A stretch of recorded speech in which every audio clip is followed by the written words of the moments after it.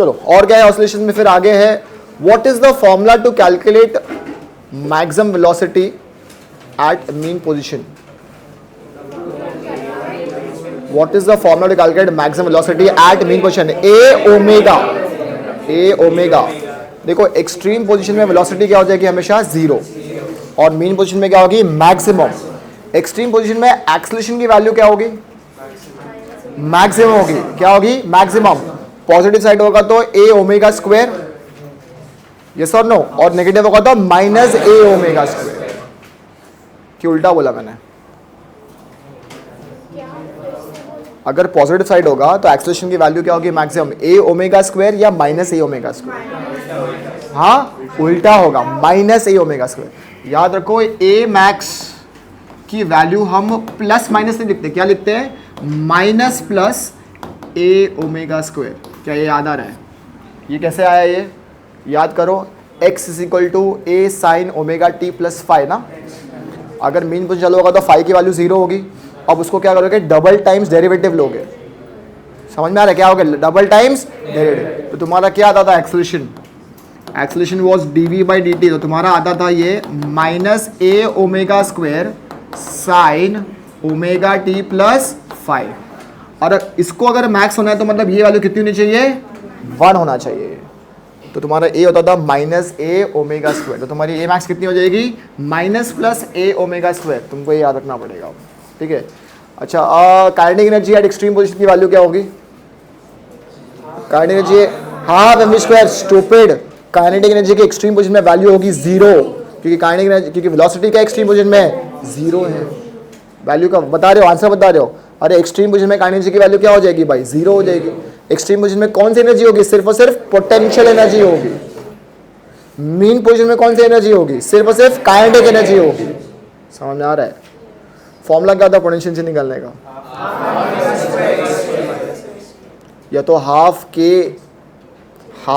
के x square बोलो, और के क्या होता है तुम्हारा? एम ओमेगा स्क्वायर, क्योंकि के की तुम्हारी ओमेगा की वैल्यू होती है रूट ऑफ के बाय एम। रूट ऑफ के बाय एम होती है, ठीक है? टोटल एनर्जी निकालने का फॉर्मूला क्या है? At any instant half M omega square A square. ये हमेशा सेम रहेगी, कोई भी पोजीशन में होगा ये हमेशा सेम होगी। अच्छा, if the particle is in between mean position and extreme position, तो वो पार्टिकल के पास कौन सी एनर्जी होगी? Both kinetic energy as well as potential energy. उसका भी सम करेंगे तो कितना आएगा? हमेशा half M omega square A square या हाफ के ए स्क्वायर, ये याद रखना है। फिर can you recall the graph? Potential energy and kinetic energy का ग्राफ, इसका ग्राफ कैसे होता था? याद है? ठीक है ना? ये तुम्हारी मीन पोजीशन हो गई, और ये तुम्हारी क्या हो गई? Extreme position. एक्सट्रीम पोजीशन में ये क्या हो जाएगा? प्लस है, और यहाँ पे क्या हो जाएगा? माइनस है। तो मीन पोजीशन में कौन सी एनर्जी मैक्सिमम होती है? Kinetic energy. क्या होती है? काइनेटिक एनर्जी क्या होती है? मैक्सिमम। और पोटेंशियल एनर्जी क्या होगी? मिनिमम। तो ये तुम्हारी क्या हो जाएगी? काइनेटिक एनर्जी तुम्हारी क्या हो गई? ये पोटेंशियल एनर्जी क्या हो गई तुम्हारी? जीरो हो गई ना। मीन पोजीशन में पोटेंशियल एनर्जी क्या हो जाएगी? जीरो, और काइनेटिक एनर्जी क्या हो जाएगी? मैक्सिमम। ये तुम्हारा हो गया। हर केस में E is the total energy, right? तो यहाँ पे तुम्हारी पूरी टोटल एनर्जी क्या हो जाएगी? सेम। टोटल एनर्जी चेंज नहीं होगी, ठीक है? ये जो पोजीशन दिख रहा है तुमको, जहाँ पे इंटरसेक्शन हो रहा है यहाँ पे दो ग्राफ का, यहाँ पे क्या होगा? Kinetic energy will be equal to what? Potential energy. Kinetic energy will be equal to what? Potential energy. समझ में आ रहा है क्या? Can you tell me at what displacement kinetic energy becomes equal to potential energy? A by root two. Correct, ये भी याद कर लो, अब इसको बार बार डिराइव नहीं करना है। क्या है? A by root two. तो यहाँ पे भी क्या हो जाएगी? Minus A by root. Clear है चीज? अच्छा, अगला टास्क तुमको बताना है एट व्हाट पोजीशन या at what displacement from the mean position on either side the kinetic energy becomes thrice of potential energy. सब निकालेंगे value. At what displacement from the mean position on either side kinetic energy becomes equal to thrice of potential energy. निकालो क्या value होगी X की from mean position on either side. तुमको मैं कल बता चुका already. A by plus minus A by two. लिखा हुआ है यहाँ पे। बाकी सब निकालेंगे प्लीज, कैसे आया plus minus A by two. Kinetic energy should becomes equal to thrice of potential energy. Kinetic energy का फॉर्मूला क्या होगा, half M omega square A square minus x square, और वहां पे पोटेंशियल एनर्जी क्या होगी, हाफ एम ओमेगा स्क्वायर, संभालो संभालो,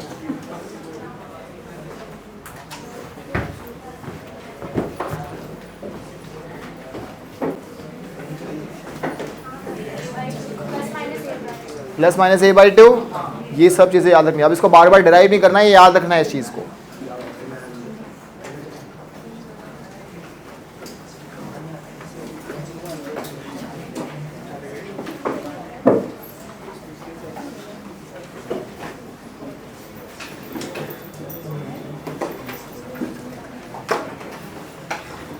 Okay, now similarly if they will ask you that what is the velocity of the, ठीक है, जिन निकला, चिराग निकला, भाई घस ले, किस्मत बना ले अपनी, वहीं वहीं वहीं रखे रहने।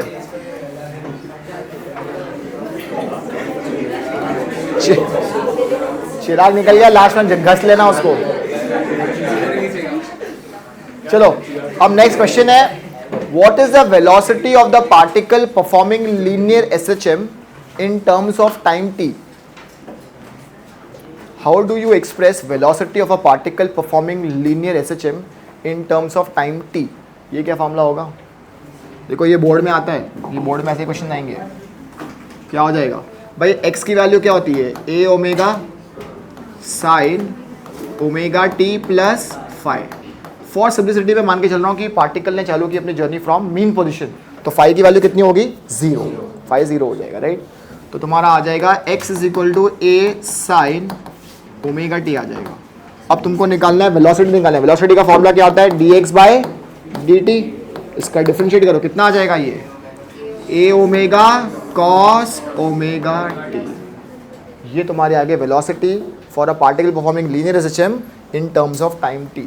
अगर मैं पूछूंगा velocity of a particle performing linear SHM in terms of displacement, तो इसका फॉर्मूला क्या आएगा, ये हमने अभी देखा ना, v is equal to omega root A square minus X. ये सारी चीजें याद रखनी है, ये सारी न्यूमेरिकल्स में काम आएगा। सिमिलरली एक्सेलरेशन कितना हो जाएगा in terms of time t, A omega square sine omega T, और यहाँ पे कितना हो जाएगा ये, माइनस कितना हो जाएगा ये, माइनस ए ओमेगा स्क्वायर, ये मैक्सिमम वैल्यू है अभी, ठीक है, माइनस प्लस जो मैंने बताया था अभी। तो तुमको ये सब चीज़ें याद रखनी है। अच्छा, उसके बाद अब है डैम्पिंग ऑसिलेशंस। इसका मतलब क्या होता है, मीनिंग ऑफ डैम्पिंग ऑसिलेशंस, जिसका क्या होगा, amplitude will decrease with time, और इवेंचुअली क्या होगा, एक टाइम पे वो स्टॉप हो जाएगा वो, ठीक है। तो उसका डिस्प्लेसमेंट टाइम ग्राफ तुम कैसे स्केच करोगे, जिसमें amplitude is decreasing with time continuously, ठीक है। अच्छा, ये डैम्पिंग ऑसिलेशंस होता क्यों है, due to friction forces which are present in the medium. उसके से क्या होगा, एनर्जी लॉस होगी, energy will be loss to the surrounding, energy कम होगी और धीरे धीरे एम्पलीट्यूड भी क्या होगा, कम होते जाएगा, ठीक है। अच्छा, एम्पलीट्यूड ऑफ ऑसिलेशंस के लिए डैम्पिंग ऑसिलेशन में तुम लोगों को एक डिफरेंशियल इक्वेशन बना के दिया हुआ है, किसी को याद है वो क्या है, वो बोर्ड में आएगा, सीटी में तो मुश्किल है, हालांकि सीटी में क्वेश्चन पूछा गया है क्या, उसका क्या फॉर्मूला था, किसी को याद है फॉर्मूला, अब ये फॉर्मूला तो लर्न ही कर लो भाई, कितना आएगा इसका, याद करो। यहाँ पे तुम लोगों को एक डेरिवेशन दिया हुआ है, जहाँ पे यू हैव अ सिस्टम जिसमें एक स्प्रिंग लगी हुई है, स्प्रिंग में एक ब्लॉक लगा हुआ है, और ब्लॉक के नीचे एक वेन लगी हुई है, दिखा है तुमको, याद है इस तरह के तुमको डायग्राम दिया हुआ है बोर्ड में। यहाँ पे तुम्हारे पास इस तरीके से एक स्प्रिंग है, यहाँ पे एक ब्लॉक ऑफ मास लगा है, और यहाँ पे एक इस तरीके से लगा हुआ है, और इसको इन लोग ने इमर्स किया है किसमें, वाटर में। अब ये जो है, ये वेन बार बार ऊपर नीचे क्या हो रहा है, वर्टिकली ऑसिलेट कर रहा है, तो जितनी बार वो वाटर में जाएगा उतनी बार क्या होगा, फ्रिक्शन फोर्सेस मिलेगी इसको, विस्कस फोर्सेस मिलेगी, उतनी बार उसकी एनर्जी क्या होगी, लॉस होगी। अब यहाँ पे हम अज्यूम करके चल रहे हैं जो ग्रेविटेशनल फोर्स है ब्लॉक का, वो negligible in comparison to the forces acting on the block. और मुझे बताओ ये पूरे सिस्टम में कौन सी फोर्स लगेगी, एक तो लगेगी स्प्रिंग फोर्स, कहाँ पे लगेगी वो, अब ऊपर की तरफ लगेगी ना, यहाँ पे लगेगी इस तरीके से स्प्रिंग फोर्स। अच्छा, और कौन सी फोर्स लगेगी भाई, फ्रिक्शनल फोर्स भी तो लगेगी। फ्रिक्शनल फोर्सेस कहाँ लगेगी, ऊपर की तरफ लगेगी। अगर ये नीचे जा रहा है तो फ्रिक्शन फोर्स कहाँ लगेगी? ऊपर की तरफ लगेगी। और ग्रेविटेशनल फोर्स को मैंने क्या किया है? डिस्कार्ड कर दिया, क्योंकि उसकी वैल्यू बहुत कम है। तो कैसे टोटल फोर्स इसमें हो जाएगा spring force plus frictional force. मैं आई लिख रहा हूँ यहाँ पे, ठीक है। स्प्रिंग फोर्स का हमको पता है फॉर्मूला क्या होता है, अभी मैंने दिखाया था, माइनस के इंटू एक्स। भाई कुछ एक्स डिस्प्लेसमेंट से बार बार कर रहा है वो ऑसिलेट, तो कितना हो जाएगा? Minus k x. Frictional force का क्या होता है रिलेशन, याद है किसी को? Friction force is actually proportional to minus V. V का मतलब क्या होगा? वेलोसिटी। फ्रिक्शनल फोर्स हमेशा किसको प्रोपोर्शनल होगा? वेलोसिटी। वेलोसिटी का डायरेक्शन क्या होगा? फ्रिक्शनल फोर्स से हमेशा ऑपोजिट होगा। तो remove the sign of proportionality, we introduce a constant. यहाँ पे मैं डाल दूंगा बी। बी को हम लोग क्या बोलते हैं? Damping constant. याद आ रहा है? पढ़ा होगा शायद ये, अगर रिवाइज करके आया हो तो याद आएगा। ये डैम्पिंग कांस्टेंट बोलते हैं। इसको डाल दो यहाँ पे, तो तुम्हारा कितना हो जाएगा? F is equal to minus k x, और एफ आई के बदले क्या आ जाएगा? Minus b v. इस पूरे टर्म को वहाँ लेके जाओ तो प्लस हो जाएगा, तो कितना हो जाएगा? F plus k x plus b v equal to 0। Force का फॉर्मूला क्या होता है? Mass into acceleration. तो यहाँ पे मैं लिख दूंगा mass into acceleration plus k x plus b v equal to 0। हम ए को लिख सकते हैं d square x by d t square, yes और नो? तो ये तुम्हारा आ गया differential equation for damping oscillations. अब तुम इसका सॉल्व करोगे, सोल्यूशन निकालोगे, तो तुम्हारा सोल्यूशन कितना आता था याद करो। ये तुमको लर्न करना पड़ेगा। x is equal to a raise to minus e, क्या आता था? B raise to b t upon 2m। ये तुम्हारी एम्पलीट्यूड आती थी। और तुम्हारा क्या आता था? Cos omega T dash plus 5, कुछ इस तरीके से आता था तुम्हारा। समझ में आ रहा है मैं क्या बोल रहा हूँ? क्लियर है चीज़? ये इसकी क्या हो जाएगी? पूरी एम्पलीट्यूड हो जाएगी। क्या हो जाएगी? ये पूरी एम्पलीट्यूड। अब एंगुलर फ्रीक्वेंसी निकालने का फॉर्मूला क्या होता? तुम्हारा जनरल फॉर्मूला क्या होता था? के बाय एम। क्या होता था? के बाय एम। अब तुम्हारा क्या हो जाएगा फॉर्मूला? यहाँ पे क्या आ जाएगा? माइनस क्या आ जाएगा? ऐड बी बाय 2m, और उसका क्या हो जाएगा? स्क्वायर हो जाएगा। ये तुम्हारी हो गया एंगल फ्रीक्वेंसी। अब तुमको ये सब लर्न करना पड़ेगा। सीटी में अगर तुमने सॉल्व किया, सीटी में क्वेश्चन पूछा गया इसी चीज़ पे, a raise to minus e b t by 2m पे क्वेश्चन पूछा गया। हालांकि अगर तुमको ये फॉर्मूला नहीं आएगा तब भी तुम उसको सॉल्व तो कर लोगे। क्लियर है? इसको बोलते हैं डैम्पिंग ऑसिलेशंस, इसको बोलेंगे फ्रिक्शनल फोर्स, इसको बोलेंगे स्प्रिंग फोर्स। इसमें हमने अज्यूम किया है ग्रेविटेशनल फोर्स का जो मैग्नीट्यूड है वो बहुत ही नेग्लिजिबल है in comparison to these two forces. ठीक है? तो ये तुम बोर्ड के लिए कर लो। हालांकि कभी क्वेश्चन पूछा नहीं गया बोर्ड में, वन डे माइट।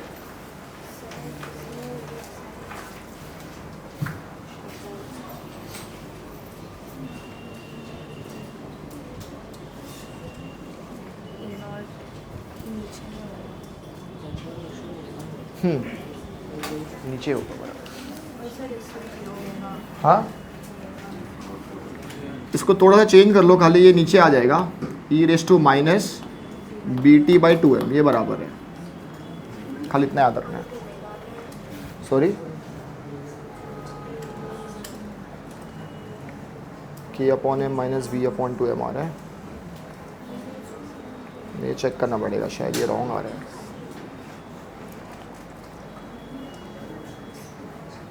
एक सेकेंड, के बाई एम।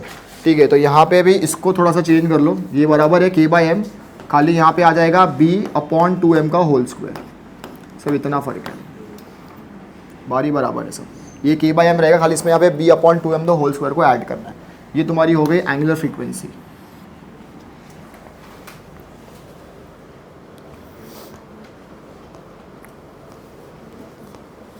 ये डिफरेंशियल इक्वेशन याद रखो डैम्पिंग ऑसिलेशंस के लिए, ये वाला।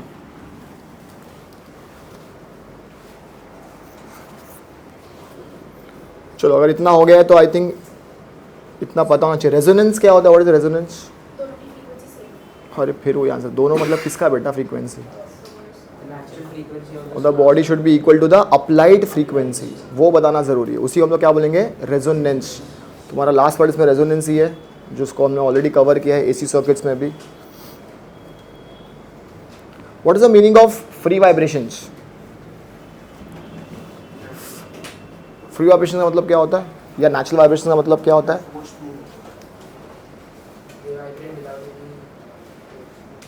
दे vibrate without any external force. Correct. The periodic vibrations of body which takes place in the absence of any external force, उसको हम लोग क्या बोलेंगे, फ्री वाइब्रेशंस या नेचुरल वाइब्रेशंस बोलेंगे। तो अगर तुमने कोई भी बॉडी को फोर्स लगा के छोड़ दिया तो वो पहले वाइब्रेट करेगा किससे, नेचुरल वाइब्रेशन से वाइब्रेट करेगा। तो उसकी जो फ्रीक्वेंसी होगी उसको भी हम लोग क्या बोलेंगे, नेचुरल फ्रीक्वेंसी बोलेंगे। क्या बोलेंगे इसको?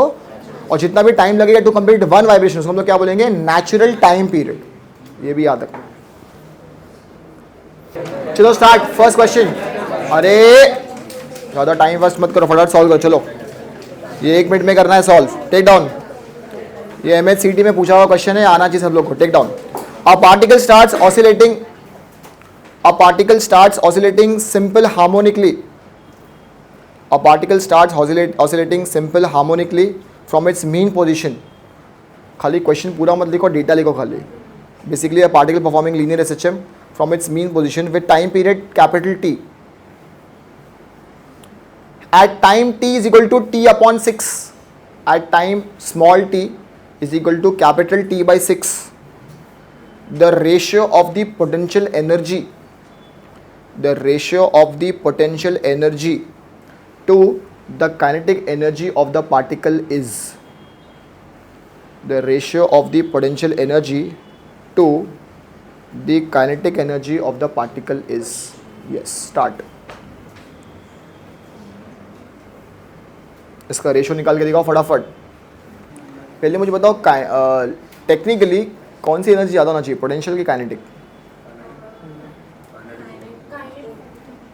भाई मेन पोजीशन से दूर जा रहा है ना भाई, मेन पोजीशन में तो वेलोसिटी मैक्सिमम होती है ना, तो पोटेंशियल क्या होना चाहिए, ज़्यादा होना चाहिए। तो 1:1 ऐसा कुछ तो आंसर आ ही नहीं सकता वो। हाँ 1/3 रॉन्ग आंसर। अभी तो मैंने बताया potential energy to kinetic energy निकालना है। हाँ कितना आएगा, 3:2, correct, 3:1 should be the answer. नहीं आया सॉल्व करने, इतना टाइम लगाओगे क्या एग्जाम में सॉल्व करने के लिए इस क्वेश्चन को? भाई उसने टाइम पीरियड कितना दिया है, टी। मतलब अगर एक यहाँ से मीन पोजीशन चालू हो रहा है एक पार्टिकल, ये तुम्हारी एक्सट्रीम पोजीशन हो गई, तो यहाँ से यहाँ जाएगा तो कितना लगेगा इसको, t/4 लगेगा ना। फिर यहाँ से वापस आया तो कितना लगेगा, t/2। यहाँ जाएगा तो कितना लगेगा, 3t/4, और वापस यहाँ आएगा तब कितना लगेगा, t। ये पूरा टाइम पीरियड हुआ। वो बोल रहा है यहाँ से जब चालू किया उसने तो t/6 सेकेंड में कितना होगा उसकी potential energy kinetic. Potential energy kinetic किस पे डिपेंड करती है भाई, x पे ना, डिस्प्लेसमेंट में। तो पहले डिस्प्लेसमेंट निकालो। x निकालने का फॉर्मूला क्या होता है, x = a sin ω t। भाई यहाँ पे फाई की वैल्यू मैं 0 क्यों ले रहा हूँ, क्योंकि पार्टिकल कहाँ से चालू कर रहा है, मीन पोजीशन से। फाई की वैल्यू 0 है भाई। निकालो कितना हो जाएगा, ओमेगा कितना होता है 2π/t ना, और t कितना दिया है, t/6। कितना दिया ये, t/6 दिया हुआ है। तो कितना हो जाएगा ये, 2 1 3 π/3 कितना होता है 60, sin 60 कितना होता है √3/2। तो x की वैल्यू कितनी आ गई, √3/2 a आ गई। ये तुम्हारी x आ गई। अब पोटेंशियल एनर्जी का फॉर्मूला डालो। पोटेंशियल एनर्जी का फॉर्मूला क्या होता है, half k² bracket a² minus कितना होता है, a² माइनस ना खाली k² क्या होता है, खाली x² होता है। तो यहाँ पे पोटेंशियल एनर्जी का एनर्जी का फॉर्मूला क्या हो जाएगा, हाफ k², ये हो जाएगा तुम्हारा कितना, a² माइनस x²। इसका रेशियो निकालो, दैट्स योर आंसर। x का खाली डालना है यहाँ पे। x की वैल्यू कितनी निकाली, √3/2 है, डाल दो उसको। हाफ k² दोनों में क्या होगा, कैंसिल हो जाएगा।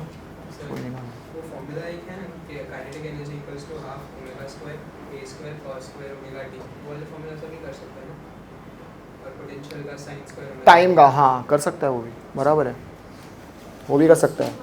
वो है तेरा formula in terms of time, ये हमारे इन टर्म्स ऑफ डिस्प्लेसमेंट। उससे चेक कर आंसर आ रहा है क्या, tan स्क्वायर हो गया वो, ज़रा वो लॉन्ग मेथड हो गया। फिर इसमें तेरा इजी था, x तेरे को निकालना था खाली। यहाँ पे कितना आ रहा है आंसर, 3:2, दैट्स योर आंसर। इसको 1 मिनट में करना था यार। चलो अगला क्वेश्चन। चलो take down. Two particles A and B execute SHMs of periods t and 3t/2. Two particles A and B execute SHMs of periods t and 3t/2 एक का टाइम पीरियड टी है, एक का 3t/2 है। दोनों ऐसे में एक्सिक्यूट करें, दोनों का टाइम पीरियड अलग अलग है।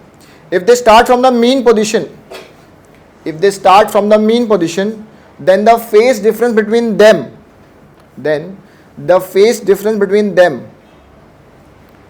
when a particle A, when the particle A completes 2 oscillations, when the particle A completes 2 oscillations, start। और अगर इसका फॉर्मूला आता है तो ये 1 मिनट में हो जाएगा, अगर फॉर्मूला नहीं आता तुमको डिराइव करना पड़ेगा, फिर सॉल्व करना पड़ेगा। Your choice now. उन्होंने क्या रिवाइज किया है गाइस? सबको फेज डिफरेंस पता ना क्या होता है? तुमको फेज डिफरेंस निकालना है, डेल्टा फाई निकालना है मतलब बेसिकली। अगर तुमने सुपर पोजिशन में रिवाइज किए तो तुमको 2 फॉर्मूले आना चाहिए फेज डिफरेंस के। 2 पाई, उल्टा बोल रहे, 2 pi by lambda into delta x होना चाहिए ना बेटा। 2 पाई बाय लैम्डा इज के ना, सुपर पोजिशन में उल्टा बोल रहे तुम formula. Delta phi should be equal to k delta x होता है ना बेटा, ये होता है तुम्हारा। के का मतलब होता है 2 पाई बाय लैम्डा ना, वेव नंबर बोलते हैं उसको। अरे बट ये कहाँ फॉर्मूला यूज़ करोगे इसमें? तो और एक फॉर्मूला है, मैं वही बता रहा हूँ, और एक फॉर्मूला है, तुमको वो याद रखना है ऑसिलेशंस के लिए। नहीं लैम्डा तो है ही नहीं ना बेटा इसमें, लैम्डा के बारे में है ही नहीं। अरे मुझे एक बात बताओ, सबको पता है फेज का मतलब क्या होता है? ये जो मैंने लिखा ना formula, sign omega T plus five, भाई यही तो फेज होता है ना। इन दोनों केस में फाइव की वैल्यू क्या है? 0, क्योंकि दोनों मेन पोजीशन चालू हो रहे हैं। लेकिन दोनों की एंगुलर फ्रीक्वेंसी क्या है? अलग अलग है, क्योंकि दोनों का टाइम पीरियड अलग अलग है। Omega equal to pi by t. लेकिन टाइम क्या होगा? दोनों का टाइम क्या होगा? सेम होगा ना भाई, सेम तरीके सेम टाइम पे ऑसिलेट करे दोनों। तो तुम्हारा फेज डिफरेंस का एक फॉर्मूला क्या आ जाएगा? इसको माइनस करो भाई, ये तुम्हारा हो जाएगा omega 1t minus omega t omega 2t। T को कॉमन निकालो तो omega 1 minus omega 2 into T हो जाएगा। ओमेगा 1 क्या होता है? 2 pi bye t1 minus 2 pi bye t2 into what? t। अब निकाल लो, t1 की वैल्यू दी हुई है ना लोग ने, इससे निकाल लो आंसर। कितना आएगा आंसर? कितना आ रहा है तुम लोग का आंसर? कितना आ रहा है इसका answer? Pi by 3। Wrong answer. इसका आंसर आना चाहिए 4 पाई बाई 3। इससे सॉल्व कर लो, अब आ जाएगा। t1 की वैल्यू कितनी दी थी मैंने? t। और t2 की कितनी दी है? 3t/2। सॉल्व करो, निकालो आंसर।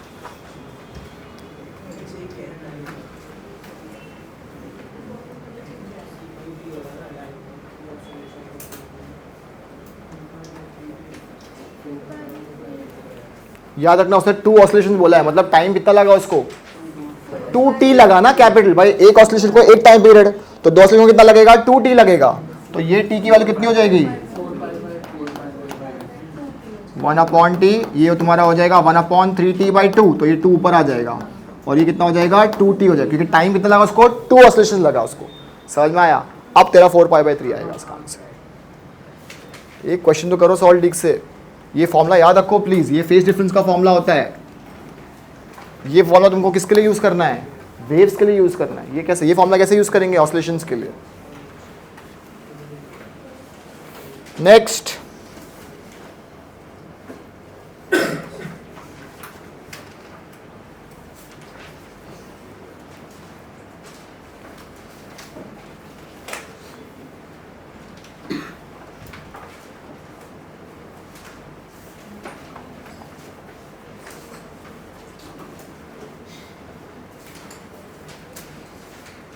चलो ये भी बढ़िया क्वेश्चन है, सॉल्व करो, एकदम इजी क्वेश्चन है। A small sphere oscillates, a small sphere oscillates simple harmonically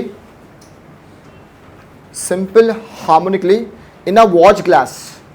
एक वॉच ग्लास रखा है और उसमें एक स्फीयर को रखा है। वॉच ग्लास समझता क्या होता है? मैंने बताया था ना, मैग्नेटिक मटेरियल्स के लिए एक वॉच ग्लास पे एक स्फीयर रखा हुआ है। Watch glass whose radius of curvature is 1.6 metre. Watch glass का रेडियस ऑफ कर्वेचर दिया है 1.6 metre. The period of oscillation of the sphere is, the period of oscillation मतलब हमको टाइम पीरियड निकालना है। Time period of the oscillation of the sphere is, small g का value you can take 10 metre per second square.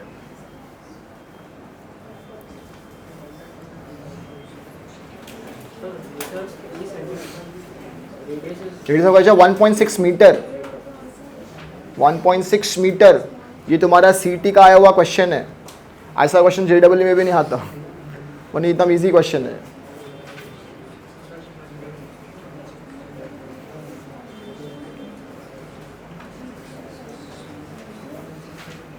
ये भी अगर direct formula substitution है, formula आता है तो डायरेक्टली सब्स्टिट्यूट करके निकाल सकते हो आंसर।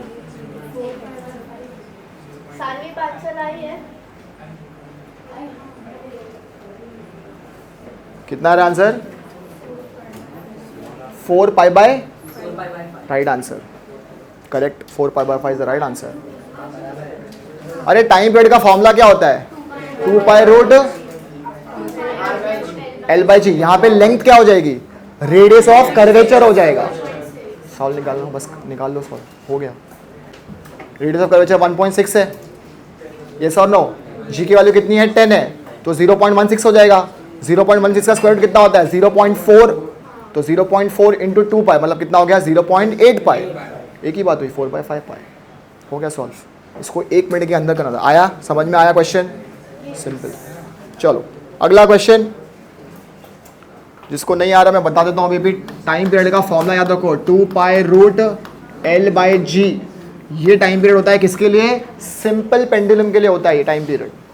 अच्छा, time period for a magnet vibrating in a magnetic field, उसका फॉर्मूला क्या होता है? ये भी हमने किया है, 2 pi root I upon mu B. यहाँ पे आई का मतलब क्या होता है? Moment of inertia. उसको भी क्वेश्चन करेंगे अगर आगे होगा तो। Next question.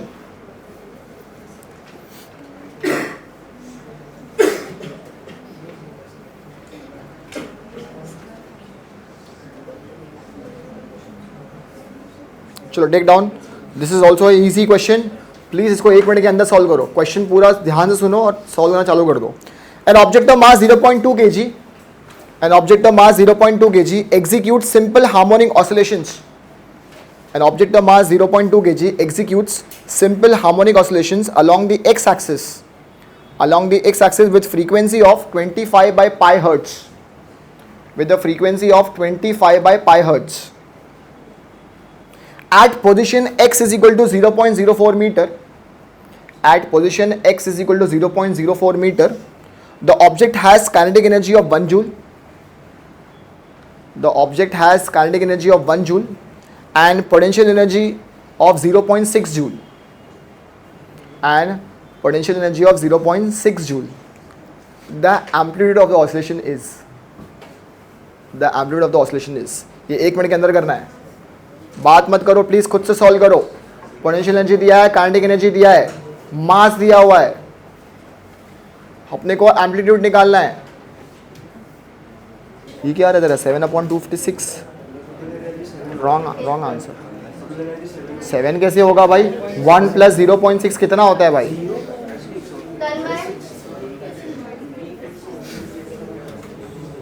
आगे आंसर कितना आएगा एम्पलीट्यूड? अजीब से कैसे आ रहा है आंसर? मुझे एक बात बताओ, टोटल एनर्जी का किसी को फॉर्मूला याद है? Half M omega square A square, बस यही तो याद रखना है फॉर्मूला। हो गया। टोटल एनर्जी कितना हो जाएगा? 1.6 हो जाएगा ना। ये 1.6 हो गई, ये हाफ है। मास कितना दिया है? 0.25 ना? नहीं, 25 × 10⁻²। ओमेगा कितना हो जाएगा? 2 पाई एफ होता है ना, तो ये हो जाएगा 4 पाई स्क्वायर। और फ्रीक्वेंसी कितनी दी है? 25 बाई पाई, तो ये हो जाएगा 25 का square upon pi square into a square. भाई पाई स्क्वायर कैंसिल, ठीक है। 2 1 ज़ा 2 ज़ा, ठीक है। कितना हो गया ये? 2 1 ज़ा, और ये हो जाएगा तुम्हारा 0.8। अब निकाल लो आंसर। 0.08, हाँ 0.0। देखो ये मास कितना लिया है? 0.25 kg दिया ना, मैंने 25 × 10⁻² ले लिया। 0.25, 0.2 दिया है तो 2 ले लो भाई। तो ये 2 × 10⁻⁻1, ठीक है।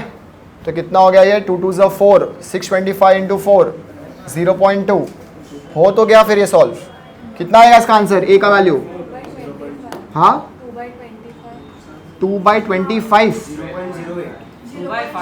0.08 metre right answer 0.08 metre right answer बराबर है, यही आएगा। मास 0.2 दिया था ना मैंने, पक्का? हाँ 0.2 दिया था, बराबर 0.08 मीटर राइट आंसर आ गया। ये फॉर्मूला याद रखो गाइस, ये वाला। अब देखो इसमें सीटी बेस्ड क्वेश्चन कैसे आता है, थ्योरी क्वेश्चन। वो पूछेगा does the frequency of the oscillation of the particle depends on energy, or does the energy of the particle depends on the frequency of oscillation? तो आंसर क्या आएगा? yes। कैसे होगा? Square of frequency. does energy of the particle depends on a time period of oscillation? yes। कैसे होगा? Inversely proportional. क्या होगा? Inversely proportional. अच्छा last question, does energy of the particle depends on force constant? yes। अरे ई का formula क्या होता है? हाफ के ए स्क्वायर, तो वो के पे डिपेंड करेगा। 4 फैक्टर्स याद रखने हैं, frequency, time period, mass and force constant. ये सीटी सारे क्वेश्चन है, ये बोर्ड में भी आते हैं, सीटी में भी आते हैं ऐसे क्वेश्चन। ठीक है, next question now 0.08 metre right answer. चलो अगला क्वेश्चन ले लो फटाफट। देखो अब ये बढ़िया क्वेश्चन है, लेट्स सी कितने लोग सॉल्व करते हैं इसको। 1 मिनट के अंदर ही करना है इसको भी, तुम लोग 1 मिनट में नहीं कर पा रहे solve. The motion of the particles given by the motion of the particle is given by the equation x is equal to a sin omega t plus b cos omega t। ये तुम्हारा equation displacement का दिया हुआ है। वो पूछ रहा है the motion of the particle is, the motion of the particle 4 option है। पहला ऑप्शन दिया हुआ है simple harmonic motion with amplitude a plus b। दूसरा option SHM with amplitude a minus b। तीसरा option SHM with amplitude a square plus b square raise to half, तो a square plus b square raise to half with SHM of course. और last दिया हुआ है none of the above. ये कैसे आया answer? ये रट्टा मार लिया है। हाँ ये कैसे आएगा? देखो सिंपल है, ये जो b cos ओमेगा t इसको किसके टर्म में बनाओ तुम? साइन के। कितना हो जाएगा? Sign omega t plus pi by 2।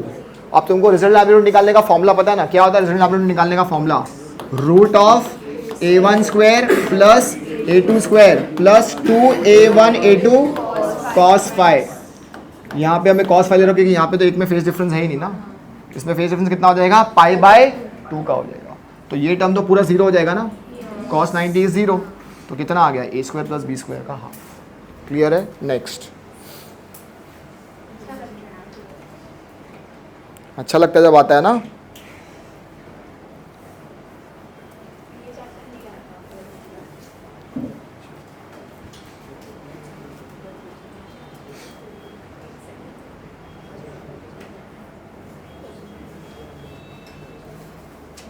चलो अगला question. A particle executes SHM, a particle executes SHM starting from the mean position. A particle executes SHM starting from the mean position. Its amplitude is A. Its amplitude is A, and its periodic time is T. And its periodic time is T. At a certain instant, its speed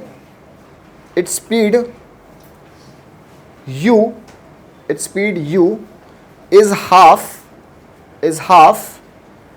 that of maximum speed Vmax. At certain instant, its speed u is half that of maximum speed Vmax. Maximum speed को Vmax से denote किया लोग ने। The displacement of the particle at that instant is, pretty easy question. The displacement of the particle at that instant is, मैंने अभी discuss किया है। Speed of the particle निकालने का फॉर्मूला क्या होता है? सिर्फ सब्स्टिट्यूट करके निकालना है x की वैल्यू क्या है। Start. Sorry u root 3/2a is the right answer. Very good. कैसे मतलब तुमको समझ नहीं आता? स्पीड निकालने का फॉर्मूला क्या होता है? Omega root a square minus x square. और v मैक्स का फॉर्मूला क्या होता है? a omega. डाल दो यार, डाल दो वैल्यू। और क्या बोलूँ मैं?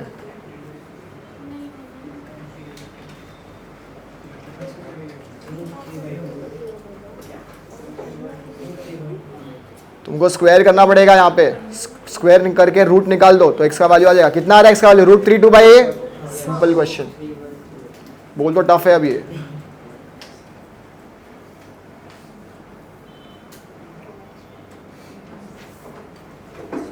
खुद से करना है, खुद से करना है, प्लीज डिस्कस मत करो, खुद से करो।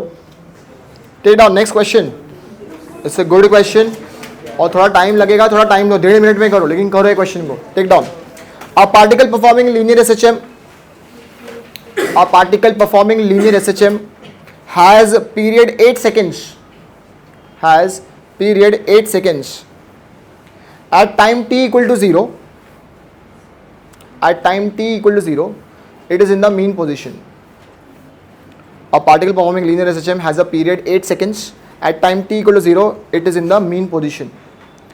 The ratio of the distances traveled, the ratio of the distances traveled by the particle, the ratio of the distances traveled by the particle in first and second second is, in first and second second is। अच्छा, तुमने kinematics में भी कुछ question किए होंगे, first second second second में कैसे निकालते हैं displacement. In the first and second second is, खुद से सॉल्व करना है। 1/1 minus √2।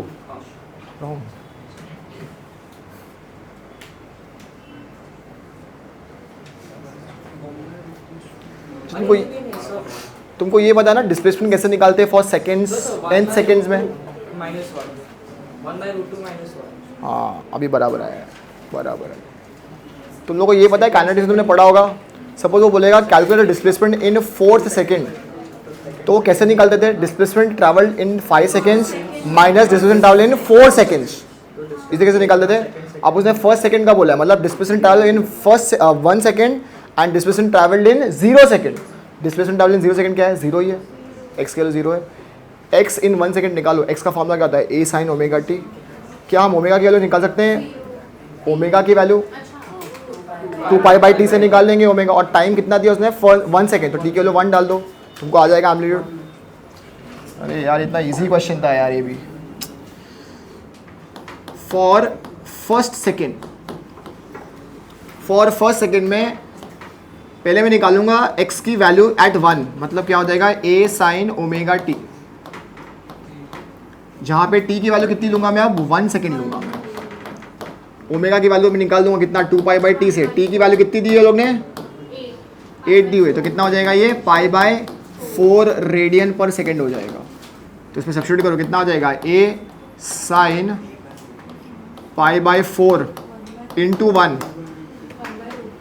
हाँ, तो a कितना आ जाएगा, a/√2 आ जाएगा। ये तुम्हारा आ गया x1। अब अगर तुमको x निकालना है फॉर फर्स्ट सेकेंड, तो ये कितना हो जाएगा, x1 माइनस x की वैल्यू किसमें, 0 पे, तो ये तो 0 ही है, तो ये कितना आ गया, ये a/√2 आ गया।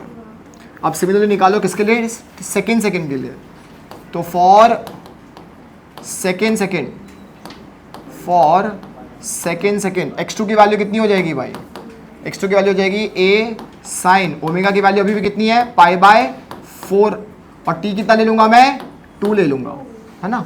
तो 2 1 ज़ा 2 ज़ा, साइन π/2 कितना हो गया, 1, तो ये कितना आ गया, ये a आ गया। अब तुमको सेकेंड सेकेंड में निकालना है, मतलब कितना हो जाएगा, x2 माइनस x1 हो जाएगा ना। तो x2 कितना है, a है, और ये कितना है, a/√2। अब दोनों का क्या निकालना है अपने को, रेशियो, तो a/√2 divide by a minus a/√2। Solve करो, आ गया आंसर। यही तो हमने काइनेमैटिक्स में किया था ना।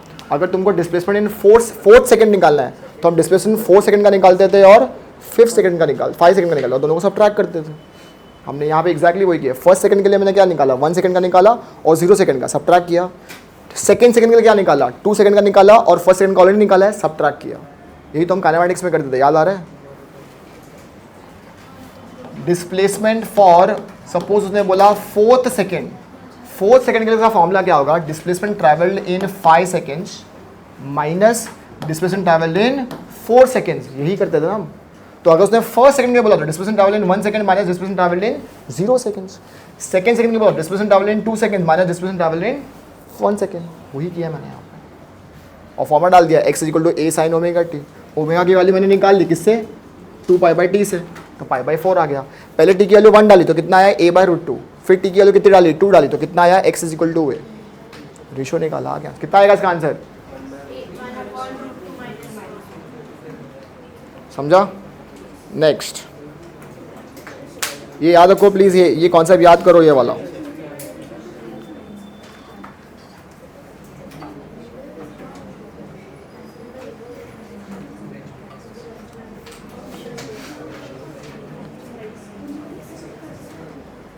चलो नेक्स्ट निकालो, अब ये भी बहुत इजी क्वेश्चन है, ये तो आ जाना चाहिए अब। For a particle performing SHM, for a particle performing SHM the total energy is n times kinetic energy. For particle performing SHM, total energy is n times kinetic energy. When the displacement of a particle from mean position, when the displacement of the particle from the mean position is root 3 by 2a, is root 3 by 2a, where a is the amplitude of SHM. The value of n is, small n की value निकालनी है।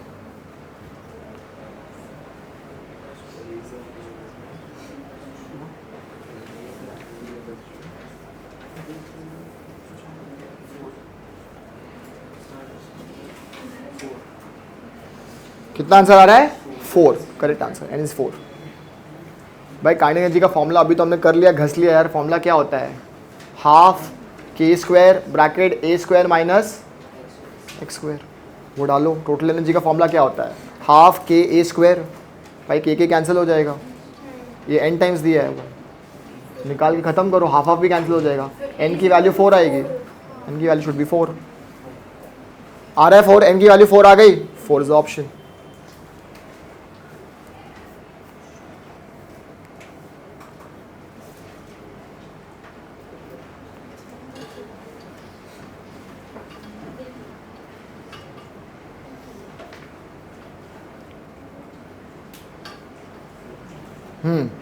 This is a good question, ये try करो खुद से, ये भी 1 minute के अंदर ही करना है।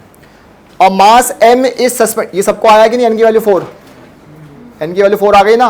हाफ k a स्क्वायर is equal to n half k a square minus x square. भाई हाफ के सब जगह कैंसिल हो गया, खाली x की वैल्यू डाल दो रूट 3 बाई 2, ये सॉरी a की वैल्यू दी हुई, x की वैल्यू दी ना रूट 3 a बाई 2, डाल दो वैल्यू, निकाल लो, n की वैल्यू 4 आ जाएगी। Next, a mass m is suspended from a spring, a mass m is suspended from a spring of negligible mass, मतलब spring का mass negligible है। The spring is pulled a little and then released, a spring is pulled a little and then released, मतलब वो क्या perform करेगा, oscillation perform करेगा vertical, so that the mass executes SHM of time period capital T, time period capital T उसका time period है। If the mass is increased by m naught, if the mass is increased by m naught, और एक मास इसमें add गया m naught, the periodic time becomes phi t by 4, the periodic time becomes phi capital T by 4. Ratio of m naught upon m is, the ratio of m naught upon m is, start।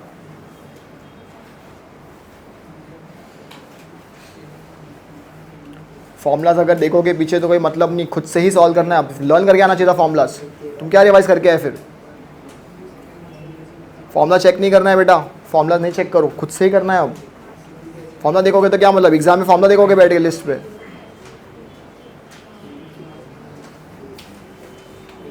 अगर तुमको थोड़ा सा भी अक्ल है तो तुम इसको आराम से सॉल्व कर लोगे। टाइम पीरियड का फॉर्मूला क्या होता है, 2 पाई बाय ओमेगा, ओमेगा का फॉर्मूला मैंने बोर्ड में लिखा था, ओमेगा का फॉर्मूला होता है root k by m, 9 by 16 is the right answer.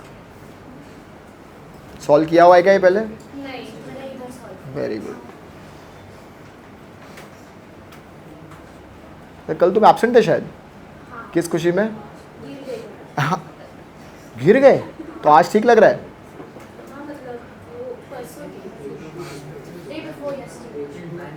Nine by 16 is the right answer.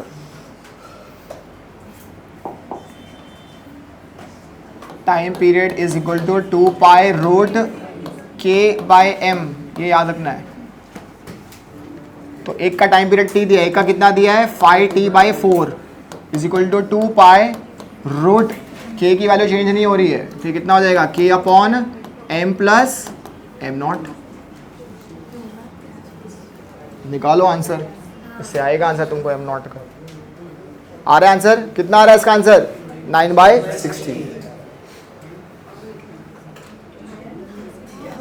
t equal to 2 root k/m plus m0 ना भाई, यहाँ पे ऐड किया ना इसमें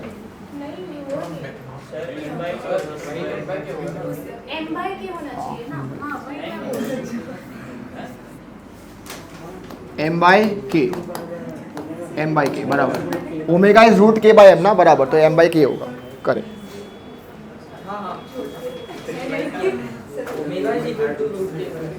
तूने उससे भी आंसर ले आया तू। Next take down this question, come on. A simple pendulum has a time period t1. A simple pendulum has a time period t1. The point of suspension is now moved upwards. The point of suspension is now moved upwards. According to the equation, the point of suspension is now moved upwards. According to the equation, y is equal to kt square. Y is equal to kt square, where k is equal to 1 meter per second square, where k is equal to 1 meter per second square. If new time period is t2, then ratio of t1 square to t2 square is g के value 10 metre per second square. ये PYQ तुम्हारा है, MLCD में पूछा गया है, याद आएगा? करो सॉल्व करो अब इसको। Do you understand the meaning of point of suspension? From the rigid support to the centre of mass of a body, उसको बोलते हैं पॉइंट ऑफ सस्पेंशन, या लेंथ, इफेक्टिव लेंथ बोलते हैं उसको। उसने वो ऊपर कर दी, y is equal to kt square से। निकालो अब t1 स्क्वायर और t2 स्क्वायर कितनी होगी। तो यहाँ पे कुछ हो नहीं रहा है, यहाँ पे तुमको बस लॉज ऑफ मोशन लगाना है। देखो अगर उसको मैं ऊपर लेके जा रहा हूँ, मतलब उसकी g की वैल्यू चेंज हो रही है क्या? g की वैल्यू चेंज हो रही है भाई, ऊपर ज़्यादा है ना, एक्सलेट कर रहा है वो, ऊपर की तरफ एक्सलेट कर रहा है ना, y is equal to kt square से। तो g की वैल्यू क्या हो रही है? इफेक्टिव चेंज हो रही है। और अगर g चेंज होगा तो t भी क्या होगा? चेंज होगा। t equal to 2 root l/g। Time period, length तो चेंज नहीं हो रही, लेंथ सेम है। निकालो टाइम पीरियड का क्या रिलेशन आएगा। Time period is inversely proportional to root g, तो पहले जी निकालना पड़ेगा तुमको। y is equal to kt square दिया हुआ है, ये डिस्प्लेसमेंट दिया है, अपने को एक्सेलरेशन निकालना है। मतलब क्या करेंगे, डबल डेरिवेटिव लेंगे ना इसका, तब एक्सेलरेशन आ जाएगा। तो ये कितना आ जाएगा, dy/dt कितना हो जाएगा? ये हो जाएगा कितना 2kt, और d स्क्वायर y/dt स्क्वायर कितना हो जाएगा 2k हो जाएगा। मतलब ये एक्सेलरेशन आ गया ना 2k, k की वैल्यू कितनी दी है 1, तो a कितना आ गया 2 मीटर पर सेकेंड स्क्वायर। अब तुम्हारा जो टाइम पीरियड, जो तुम्हारा पेंडुलम है वो ऊपर की तरफ एक्सेलरेट कर रहा है, कितने से? 2 मीटर पर सेकेंड स्क्वायर से। तो सूडो फोर्स कहाँ लगेगी? नीचे की तरफ। तो इफेक्टिव जी कितनी हो जाएगी? जी इफेक्टिव कितनी हो जाएगी? g प्लस a हो जाएगी। कितनी हो जाएगी? g प्लस a हो जाएगी। अब अपना टाइम पीरियड का फॉर्मूला क्या होता है? टाइम पीरियड 2 रूट l/g, और दूसरा कितना हो जाएगा? ये t1 है ना, और t2 कितना हो जाएगा? 2 रूट l/g प्लस a। इसको स्क्वायर करो और इसका रेशियो निकालो। हाँ ना 6:5, 6:5 इज द राइट आंसर। 6:5 आएगा, राइट। अपने को स्क्वायर का निकाला था ना, तो स्क्वायर कर दो। तो ये 4 स्क्वायर क्या होगा? कैंसिल। एल भी क्या होगा? कैंसिल। निकाल लो।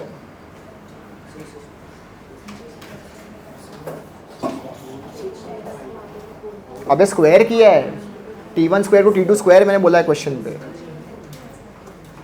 चलो नेक्स्ट सॉल्व करो। अब ये जो क्वेश्चन है वो JEE मेंस और नीट दोनों में आया हुआ क्वेश्चन है। टेक डाउन, एकदम सिंपल क्वेश्चन है, सॉल्व कर लो उसको।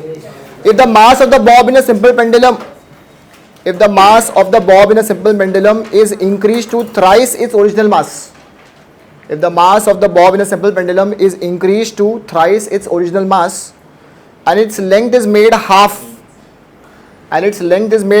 of its original length, मास को इंक्रीज कर दिया कितने से, थ्राइस से, और लेंथ को डिक्रीज कर दिया कितने से, half, then the new time period of oscillation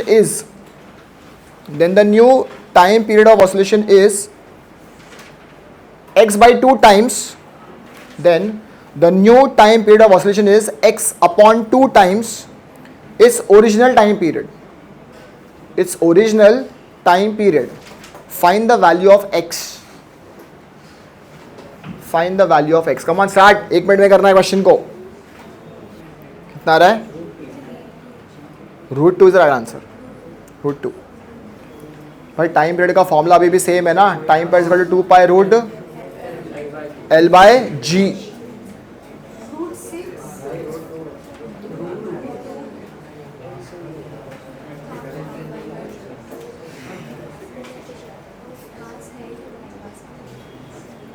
अरे याद करो टाइम पीरियड.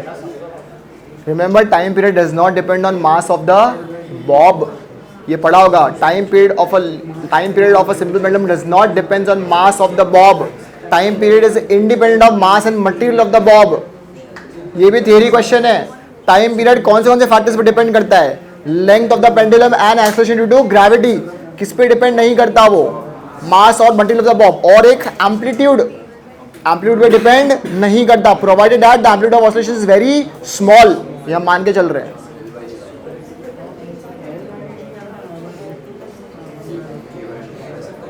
तो आंसर कितना आएगा इसका? √2. सिंपल. √2 आएगा आंसर इसका. सब लोग t is equal to 2 pi root के m बाई के से करने के चालू कर दिए होंगे लोग ना. अरे भाई ये सिंपल पेंडुलम है. चलो अब एक बढ़िया क्वेश्चन. ठीक है, लेट्स सी कितने लोग सॉल्व कर सकते हैं. थोड़ा दिमाग यूज करना पड़ेगा. इसके लिए मैं तुमको 1 मिनट से ज़्यादा टाइम दे रहा हूँ, जो कि तुम ले रहे हो वैसे भी, और टाइम लो. ठीक है. अ simple pendulum oscillating in air has a speed of √3. Sorry, a simple pendulum oscillating in air has a period of √3 seconds. A simple pendulum oscillating in air has a period of √3 seconds. If it is completely immersed in non-viscous liquid,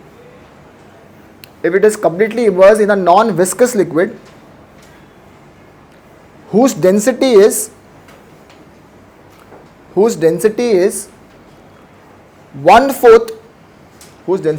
1/4 of the material of the bob. भाई Bob किसी material से बना होगा, उसकी भी density होगी.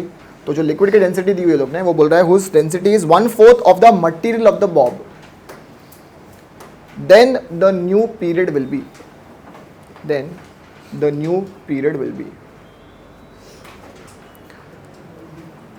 अब ये बेसिक्स है एकदम, स्कूल लेवल पे पढ़ाया गया तुमको. जो बेसिक है तुमको अब वो काम आएगा आज. मुझे एक बात बताओ, अगर मैंने एक वेट को इमर्स कर दिया वाटर में, तो उसका वेट कम होगा कि ज़्यादा? भाई कम हो जाएगा ना. अपैरेंट वेट उसका कम हो जाता है, राइट? क्यों कम हो जाता है? क्योंकि उस पर क्या लगती है? बॉइंट फोर्स. अच्छा, अगर वेट कम हो गया तो कहने से स्ट्रिंग में टेंशन कम हो जाएगा. भाई टेंशन कम हो जाएगा मतलब फ्रीक्वेंसी क्या हो जाएगी? भाई tension, frequency depends on tension. Remember, frequency is root of tension ना. टेंशन चेंज हुआ तो फ्रीक्वेंसी क्या होगी? चेंज. फ्रीक्वेंसी चेंज तो टाइम पीरियड भी क्या होगा? चेंज होगा. तुमको निकालना न्यू पीरियड कितना होगा. पहले तो ये सोचना है कि टाइम पीरियड चेंज हो रहा है क्या, तो हाँ टाइम पीरियड डेफिनेटली चेंज होगा. कितना चेंज होगा तुमको वो निकालना है. स्टार्ट. ये कॉन्सेप्ट बढ़िया कॉन्सेप्ट है, तुम्हारी बुक में नहीं दिया हुआ है ये सोचो थोड़ा कैसे सॉल्व करेंगे इसको. टाइम पीरियड 2 हो गया. पहले कितना था? और पहले √3 था ना. कितना आ रहा है तेरा? Right answer. Very good. Derive किया कि तूने फॉर्मूला डाल दिया? तो जी इफेक्टिव कितना निकाला? कैसे निकाला वो?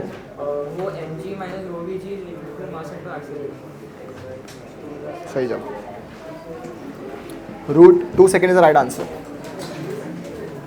देखो मैंने अभी हिंट भी दिया ना, तुमको नेट फोर्स निकालनी है ना. क्या निकाली तुमको? नेट फोर्स निकालनी है तुमको, नेट फोर्स निकल जाएगा तो नेट जी भी निकल जाएगा। महेश सॉल्व कर बेटा, एटलीस्ट एक्टिंग कर करने की एक्टिंग कर एटलीस्ट। इसका कुछ मास दिया हुआ है m, इसकी कुछ डेंसिटी ले लेते हैं हम लोग, सपोज इसकी मैंने ले ली रो, इसकी डेंसिटी मैंने क्या ले ली, रो ले ली मैंने, ठीक है। इसका टाइम पीरियड कितना दिया था लोग ने, रूट 3 सेकेंड दिया था उसने, कब, जब ये एयर में था। अब उसको क्या किया लोगों ने, इमर्स कर दिया, किसमें, वाटर में इमर्स कर दिया इसको इस तरीके से। तो इसका वेट अभी भी कितना होगा, नीचे mg, और ऊपर क्या होगी फोर्स, ऊपर क्या लगेगी, इस पर बॉयेंट फोर्स लगेगी ना, क्या लगेगी, बॉयेंट फोर्स। अच्छा कौन सी फोर्स अभी भी ज़्यादा होगी भाई, mg ज़्यादा होगी ना, अभी भी ऊपर थोड़ा जा रहा है ये, यस और नो।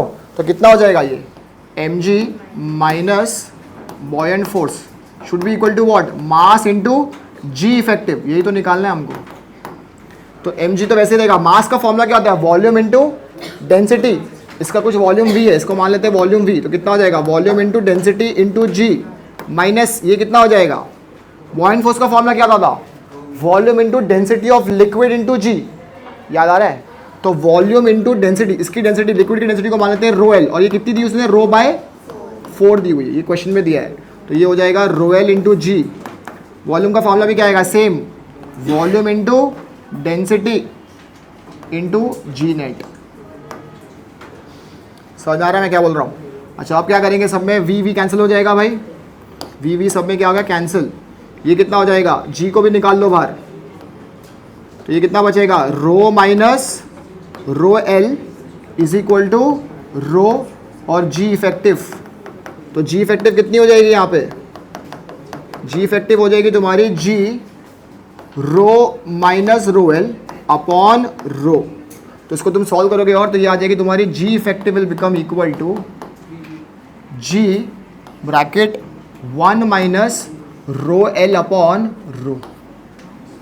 अब इसकी वैल्यू डाल दो इसमें, जी रो एल अपने को कितना दिया है, रो बाय 4, कितना दिया है, रो बाय 4 दिया हुआ है, तो कितनी हो जाएगी ये, g 1 minus rho by 4 into rho, rho cancel हो गया, तो ये कितनी आ जाएगी, ये 3 जी बाय 4। अब डाल दो, सब्स्टिट्यूट कर दो, क्या रिलेशन है, time period is inversely proportional to what, g root of g, ये T1 हो गया, T2 भी कितना होगा, proportional to root g effective, दोनों का रेशो निकालो और T2 का वैल्यू आ जाएगा। मैंने क्या किया था, पता नहीं सही है कि नहीं, पर length is equal to mass upon r square pi density, मतलब पर रेडियस नहीं दिया है कुछ भी, हाँ तो फिर नहीं लेंगे, हाँ मतलब फिर इससे आता है length is equally proportional to density, मतलब 1 अपॉन ये रिलेशन कैसे आया, length is equal to density, ऐसा कुछ रिलेशन नहीं होता, length how length will be proportional to inversely proportional to density, नहीं आ सकता, पर फिर वो फॉर्मूला बिकॉज वो गेट्स का formula length is inversely proportional to density. नहीं, म्यू इज इक्वल टू बेटा वो म्यू का मतलब होता है मास पर पास पर यूनिट लेंथ, हाँ तो फिर mass per unit length is equal to pi r square density, हाँ वॉल्यूम इनटू डेंसिटी होता है, pi r square L D upon L आएगा ना, फिर ln कैंसिल, हाँ तो फिर पाई r स्क्वायर d, हाँ फिर फिर उससे निकलेगा तो आंसर आया ये, रूट 3 बाय 2 बाय आंसर 2 आना चाहिए, सॉल्व कर लो अब, 2 आ रहा है इसका आंसर, 2 आना चाहिए भाई। इसमें जी इफेक्टिव यहाँ पे डाल दो 3g/4, यहाँ पे खाली डाल दो जी, T1 और T2 निकालना है, निकाल लो आंसर आ जाएगा, 2 आना चाहिए, 2 सेकेंड्स। समझ में आया क्वेश्चन ये। देखो एक चीज़ याद रखो हमेशा, जब भी एक ऑब्जेक्ट को इमर्स करेंगे लिक्विड में, उसका वेट हमेशा क्या होगा, कम होगा, क्या होगा, कम होगा। क्यों कम होगा, क्योंकि उस पर क्या लगेगी, बॉयेंट फोर्स। अच्छा इसमें हमने अभी एक चीज़ को डिस्कार्ड किया, पता है क्या, फ्रिक्शन फोर्स। हमने फ्रिक्शन फोर्स को क्या किया है, डिस्कार्ड किया। फ्रिक्शन फोर्स लगती है तो कहाँ लगती है, वो भी ऊपर लगती है। समझ में आ रहा है मैं क्या बोल रहा हूँ। नेक्स्ट क्वेश्चन,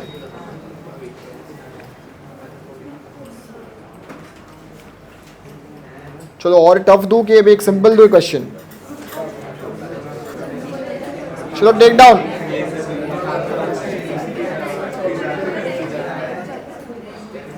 चलो ये भी तुम्हारा PYQ है अभी CT का ही, take down. A mass attached to a spring, a mass attached to a spring performs SHM, a mass attached to a spring performs SHM whose displacement is whose displacement is x equal to 3 into 10 raised to minus 3 into 10 raised to minus 3 cos 2 pi t 3 into 10 raised to minus 3 cos 2 pi t metre, displacement तो metre में। Question को ध्यान से सुनो। The time taken to obtain maximum speed for the first time is time taken to obtain maximum speed for the first time is first time वो कब maximum speed attain करेगा, तुमको उसका टाइम निकालना है। Start.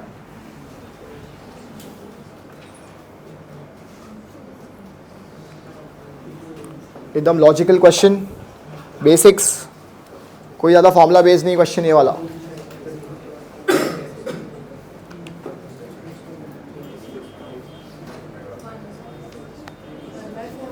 Right answer, very good. cos 2 pi t is equal to 1.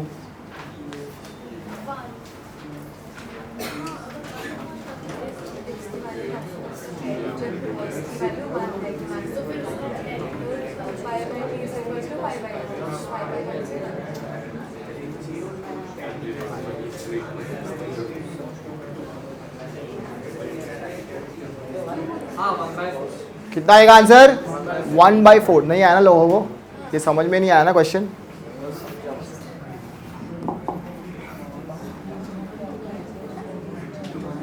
x is equal to 3 into 10 raise to minus 3 cos 2 pi t दिया हुआ है ना, बराबर है। यहाँ पे ओमेगा कितना दिया हुआ है? ओमेगा 2 पाई दिया है ना, ओमेगा 2 पाई दिया। Omega is what? 2 pi. Time period क्या होता है? 2 पाई बाय ओमेगा, तो ये हो जाएगा 2 पाई बाय 2 पाई। कितना हो गया ये? 1 सेकेंड। अगर टाइम पीरियड ही 1 सेकेंड है तो मेन पोजीशन में जाने के लिए कितना लगेगा भाई? t/4। मैंने बताया था ना भाई, कितना लगेगा हमेशा? t/4। तो आंसर कितना आ जाएगा भाई? 1/4 सेकेंड। पहली बार कब लगेगा? 1/4 second first time. Simple question, तुमको इक्वेशन यूज करने की जरूरत नहीं थी, तुमने क्या यूज किया? हाँ, मतलब वो उसको sin 2 t plus π/2 मतलब फेज डिफरेंस π/2 मतलब एक्सट्रीम पोजीशन में, तो फिर 1/4 ऐसे लगा। एक ही बात हुई। टाइम पीरियड तो निकालना ही पड़ेगा, मैंने टाइम पीरियड निकाला ना।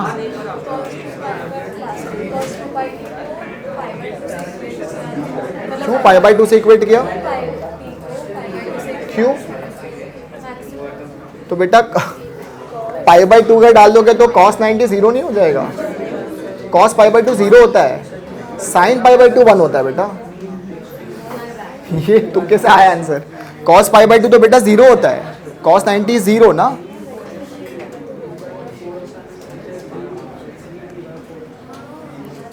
भाई cos 2 पाई तो cos π/2 इज जीरो। ये तुमने कैसे इक्वेट किया ये? नेक्स्ट। हाँ, तो तुमको डेरिवेटिव करना पड़ेगा। हाँ, फिर डालो वैल्यू, अरे v निकालोगे ना, डेरिवेटिव करना पड़ेगा टाइम, बराबर।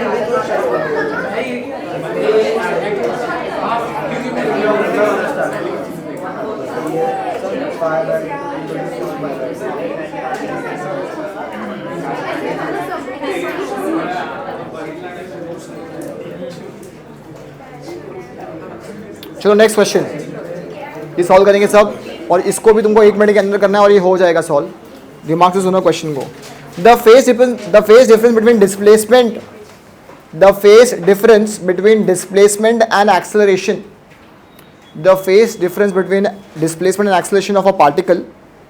of a particle in a simple harmonic motion is, मतलब सोच समझे आंसर दे दिया। सॉल्व कर लो ना, तुम नहीं मालूम तो सॉल्व कर लो। π/4 बोल रहे हो। Between displacement and acceleration the particle in simple harmonic motion, दोनों के बीच में फेज डिफरेंस कितना होगा? क्या आएगा answer? Pi is the right answer. Minus sine है, acceleration is minus a omega square sine omega t, x is equal to a sine omega t plus phi. तो कितना फेज डिफरेंस आएगा? पाई का आएगा भाई, π/4 बोल रहे हो। भाई ऑपोजिट साइन होता है तो फेस रिवर्सल होता है ना, कितना होता है phi.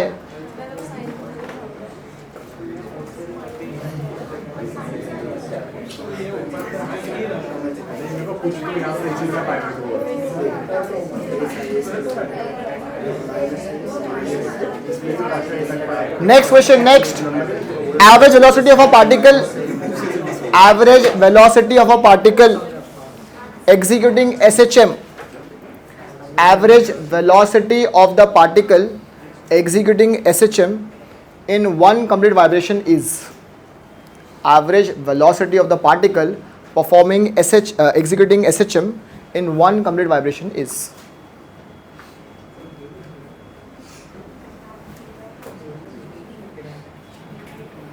v/2।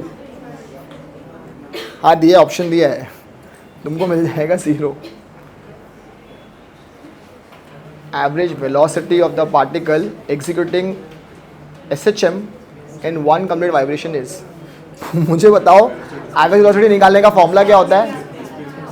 Displacement upon total displacement upon total time. अगर एक पार्टिकल पूरा वन कंप्लीट वाइब्रेशन में करेगा वाइब्रेट, तो उसका नेट डिस्प्लेसमेंट कितना हो जाएगा भाई? 0। तो इसका आंसर क्या आएगा? 0। गया मार्क्स ये भी।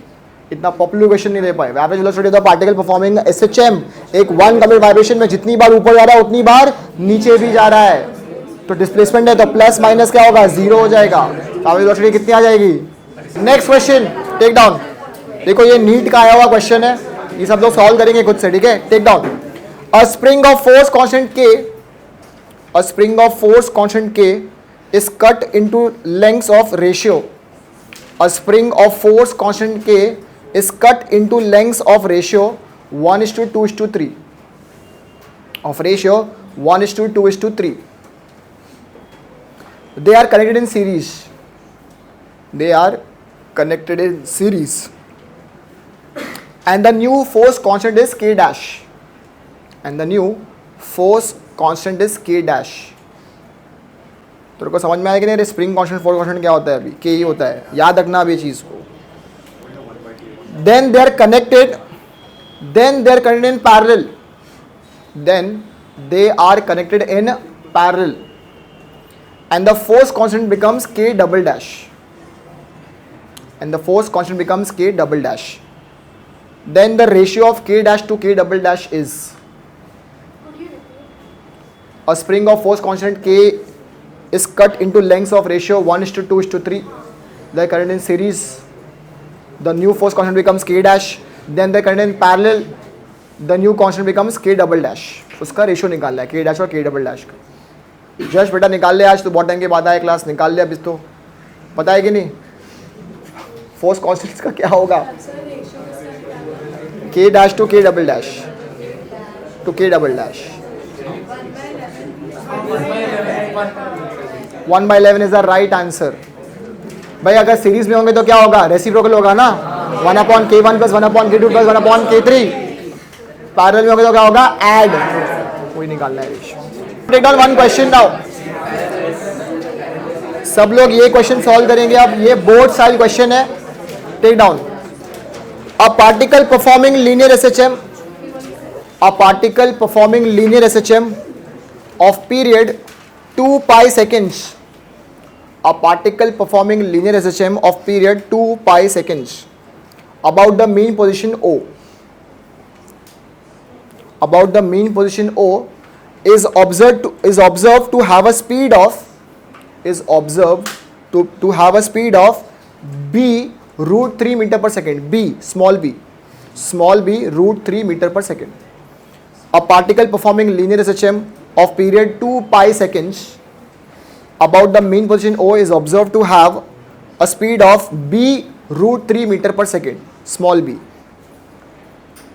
when at a distance b meter from O, when at a distance b meter from O, when at a distance b small b meter from O. If the particle is moving away, if the particle is moving away from O, if the particle is moving away from O at that instant, if the particle is moving away from O at that instant, find the time required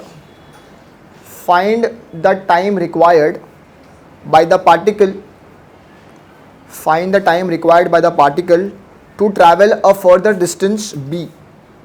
Find the time required for a particle to travel a further distance b. फिर से repeat कर देता हूँ. A particle performing linear SHM of period 2 pi seconds about the main position O is observed to have a speed of b root 3 meter per second when at a distance b meter from O. If the particle is moving away from O at that instant, find the time required by the particle to travel a further distance b. Start. Pi by 3 seconds is the right answer. Answer should be pi by 3 seconds. Pi by 3 seconds. ये कैसे solve करेंगे? अब नहीं आया. Pi by 3 seconds आया. It's pi by 3 not pi by 2. भाई एक particle main position start कर रहा है अपनी जर्नी. जब वो बी पे था उसकी स्पीड कितनी थी? b root 3 metre per second. क्या हाँ जब क्या हम लोग वो निकाल सकते हैं उसका एम्पलीट्यूड कितना रहा होगा? तब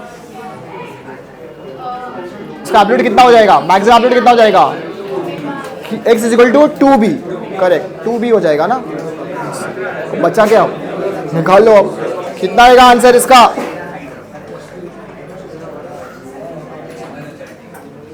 मुझे बताओ एक्सट्रीम पोजीशन में पहुंचने के लिए कितना टाइम लगेगा? एक्सट्रीम से कितना लगेगा? 0 से एक्सट्रीम कितना लगेगा? Pi by 2. कितना लगेगा? पाई बाय 2 लगेगा. बराबर है. और 0 से b तक पहुंचने में कितना लगेगा? कितना लगेगा? Pi by. तो उसके अगर फर्दर चलना है तो pi by 2 minus pi by 6 ही तो करोगे. नहीं समझ में आया? यहाँ पे तुम्हारा मीन पोजीशन है. यहाँ से एक्सट्रीम पोजीशन में आने के लिए कितना टाइम लग रहा है उसको? पाई बाय 2 सेकेंड लग रहा है. राइट. और यहाँ से b तक b पोजीशन में पहुंचने के लिए कितना लग रहा था उसको? पाई बाय कितना लग रहा था? पाई बाय 6 सेकेंड लग रहा था. कैलकुलेट करो. पाई बाय 6 सेकेंड आएगा. तो इसको अगर फर्दर जाना है तो pi by 2 minus pi by 6 ही तो करोगे. उतना टाइम लगेगा उसको. समझ में आ रहा है? तो pi by 2 upon minus pi by 6 करोगे तो कितना आएगा answer? Pi by 3 second is the answer. क्या समझ में आया क्वेश्चन? ये मैंने पहले एक्सट्रीम पोजीशन का निकाला टाइम पीरियड. कितना आया मेरे को टाइम? पाई बाय 2 सेकेंड लगाया. मीन पोजीशन से बी तक पहुंचने का टाइम भी मैं निकाल सकता हूँ. कितना आया मुझे? Pi by 6. तो यहाँ से यहाँ पहुंचने में कितना टाइम लगेगा उसको? Pi by 2 minus pi by 6 तो लगेगा. कितना हो जाएगा? Pi by 3 second is the answer. ये क्वेश्चन अगर तुम सॉल्व नहीं कर पाओ तो बोर्ड के पेपर भी सॉल्व नहीं कर पाओगे. बोर्ड का क्वेश्चन था ये वाला. यस ये तुम्हारी बुक में दिया हुआ है क्वेश्चन बोर्ड का.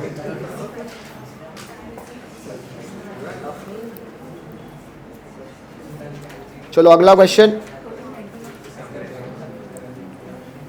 तुम लोग ठीक से पढ़ के नहीं आए मुझे लग रहा है. रिवाइज ही नहीं किया तुमने ठीक से.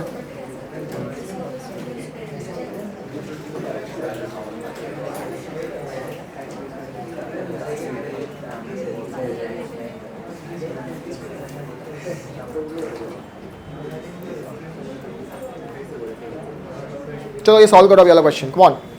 ये तुम्हारा सीईटी सेल क्वेश्चन है. A period of SHM of a particle is 16 second. A period of SHM of a particle is 16 seconds, 16. The phase difference between the positions at t equal to 2 seconds. The phase difference between the positions at t equal to 2 seconds and t equal to 4 seconds will be. The phase difference between the positions at t equal to 2 seconds and t equal to 4 seconds will be. Start. अभी हमने ऐसा similar question किया था एक.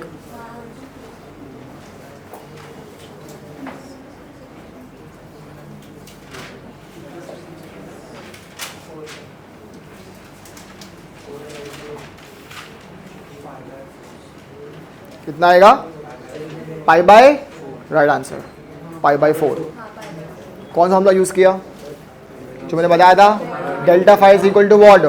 Omega 1 T1 minus omega 2 D2. निकाल लो उससे. सबका omega क्या होगा? सेम ना. ओमेगा सेम है. डेल्टा टी खाली आएगा अलग अलग. 4 माइनस 2 हो जाएगा वो. ओमेगा कितना है? पाई बाय 8 क्योंकि टाइम पीरियड 16 सेकेंड्स दिया हुआ है. तो पाई बाय 8 इंटू 2 कितना हो गया? Pi by 4. ये फॉर्मूला याद रखना है बस. मैं ऑलरेडी बता चुका हूँ ये फॉर्मूला याद रखना है. ओमेगा 1 T1 या omega 2 T2 minus omega 1 T1, ये याद रखना है फॉर्मूला।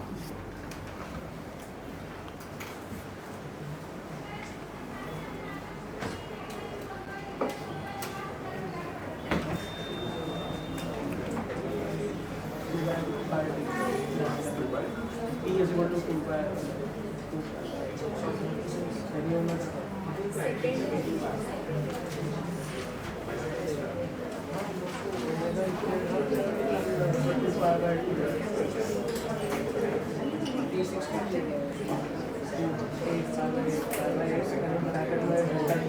चलो take down next.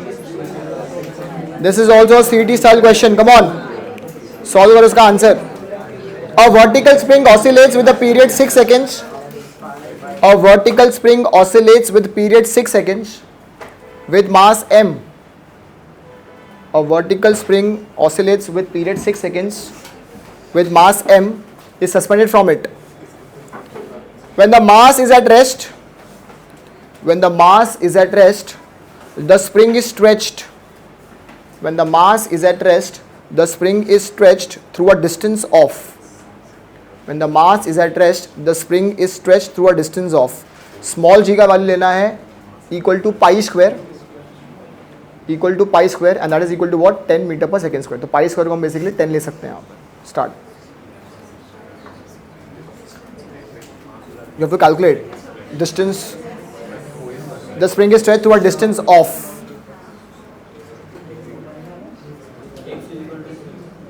x is equal to 9, right answer. X should be equal to 9. Again, it's a formula based.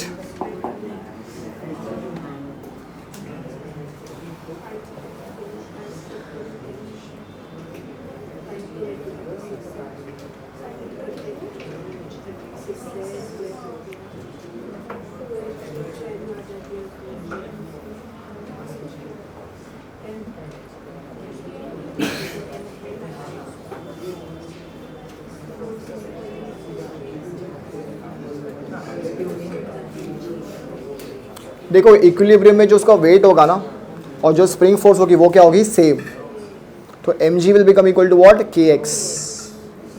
Substitute करो, निकालो आंसर। आ गया 9 metre. Time period is 2 pi root m by k। पहले अपने को k निकालना है तो कितना हो जाएगा? t square is equal to 4 pi square m by k हो जाएगा। तो k तुम्हारा हो जाएगा 4 pi square m upon T square. अब तुमको पता है इक्विलिब्रियम में mg will become equal to what? kx। तो mg और k की वैल्यू कितनी हो जाएगी? 4 pi square m upon T square x। भाई m कैंसिल हो गया। g की वैल्यू कितनी दी हुई है? पाई स्क्वायर दी हुई है ना। g की वैल्यू कितनी दी हुई है? Pi square. 4 pi square x upon T square. Pi square cancel, तो T square will become equal to what? 2x। तो x की वैल्यू भी टी स्क्वायर बाई 2। टी कितना दिया हुआ है? हाँ 4 है। टी कितना दिया हुआ है? 6 दिया हुआ है। 36 डिवाइड बाई 4 कितना आ जाएगा? 9 मीटर इज द आंसर। तो x की वैल्यू आ गई 9 मीटर। ये फॉर्मूला याद रखना है, एक ये वाला और एक ये वाला याद रखना है। इक्विलिब्रियम पोजीशन में mg will always be equal to kx।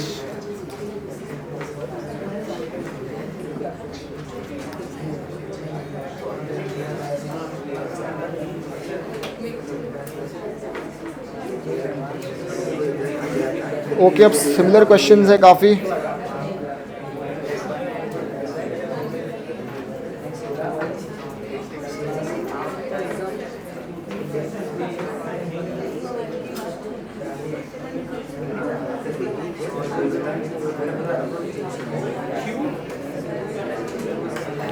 चलो नेक्स्ट क्वेश्चन, ये भी ट्राई करो खुद से, come on. A pendulum is hung from the roof. A pendulum is hung from the roof of a sufficiently high building. A pendulum is hung from the roof of a sufficiently high building and is moving freely to and fro. A pendulum is hung from the roof of a sufficiently high building and is moving freely to and fro like a simple harmonic oscillator. Like a simple harmonic oscillator. The acceleration of the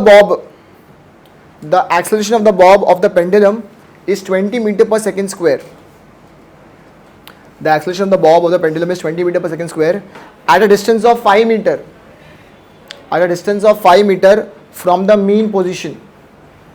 At a distance of 5 meter from the mean position, the time period of the oscillation is. The time period of the oscillation is pi seconds. Right answer. Straightforward. Yes, pi seconds. By a omega square acceleration a is equal to क्या होता है omega square x by x की value दी हुई है. Yes और no. Acceleration दिया हुआ है 20 बराबर है ना. 20 बाई 5 कितना हो जाएगा 4. ओमेगा क्या होता है 2 pi by t. Pi second is the right answer.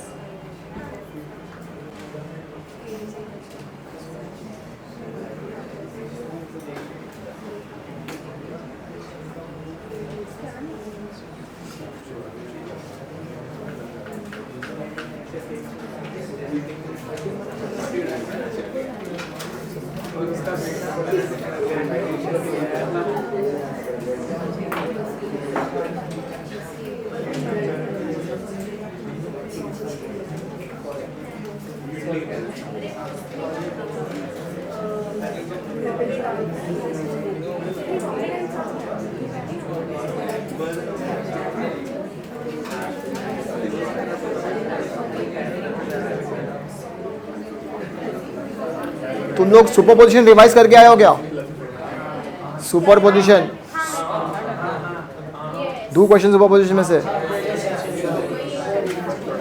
तो वही टॉपिक आता है.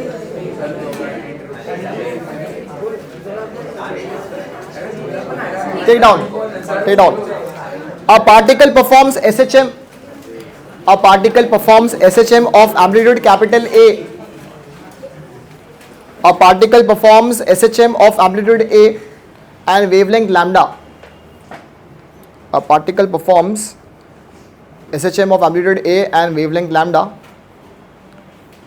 Then the velocity of the wave.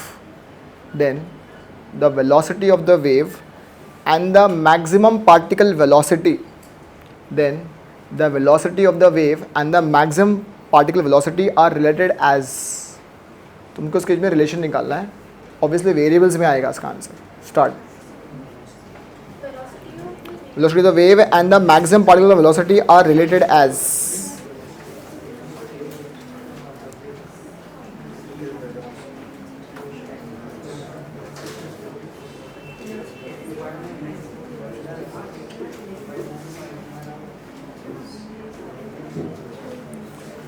Oh, good question. Easy question. n lambda is equal to हाँ फिर अरे तो velocity of particle and velocity of wave कहाँ चली गई इसमें? उसकी जो रिलेशन निकालना है. कहाँ रिलेशन निकाला? Velocity of particle 2 pi a into velocity of wave is equal to lambda into velocity of particle. वापस बोल क्या?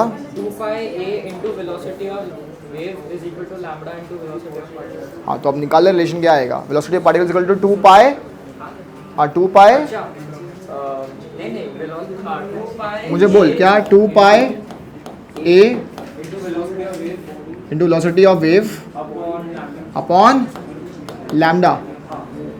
ये राइट आंसर है. ये आना चाहिए. तुमने जो किया वो सही है लेकिन तुमको रिलेशन निकालना है. अब velocity of the particle maximum कब होगी उसका फॉर्मूला हमको पता है. क्या होती है? वी मैक्स कब होती है? ए ओमेगा. बराबर है. ओमेगा का फॉर्मूला क्या होता है? 2 पाई एफ. यही होता है ना. क्या होता है?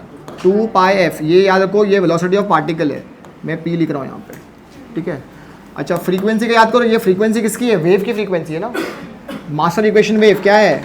v is equal to f lambda. याद आ रहा है? तो f क्या हो जाएगा? v by lambda. तो ये तुम्हारा हो जाएगा a 2 पाई और f के बदले क्या लिख दूंगा? Velocity of wave upon lambda. ये तुम्हारा आ गया relation between velocity of particle and velocity of wave. यही हमको निकालना था। समझ में आ रहा है मैं क्या बोल रहा हूँ?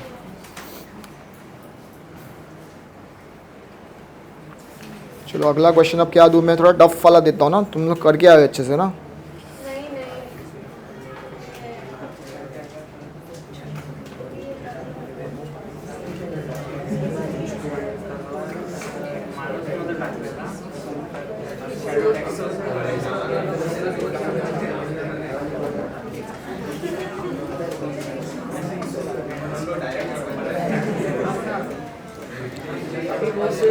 ऑब्जर्वर वाले क्वेश्चन आते हैं, ऑब्जर्वर वाले। Apparent frequency, Doppler effect, take down. An observer moves towards a stationary source. An observer moves towards a stationary source of sound. An observer moves towards a stationary source of sound with the velocity of 1/5 with the velocity of 1/5 of the velocity of sound. 1/5 of the velocity of sound. The percentage increase in the apparent frequency is, the percentage increase in the apparent frequency is, start. अब हाँ, ये पढ़ के हम लोग मज़ा आता है, और अभी परसेंटेज इंक्रीज क्यों आ गया? वाह। The percentage increase in the apparent frequency is, percentage में आंसर आना चाहिए। Start.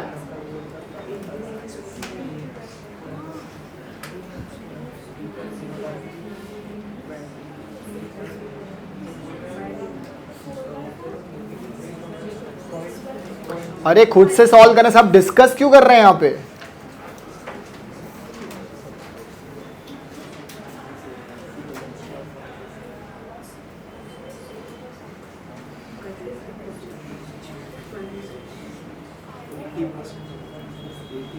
%80 wrong answer.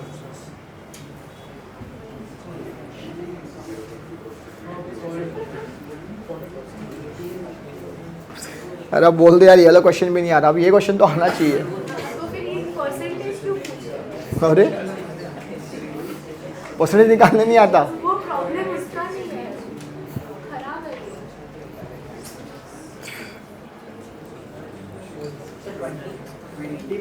20% right answer. 6/5 आएगा, 6/5 माइनस एफ। फॉर्मूला सबको पता है क्या होता है? फॉर्मूला रिवाइज करके आयो। What is the formula to calculate apparent frequency?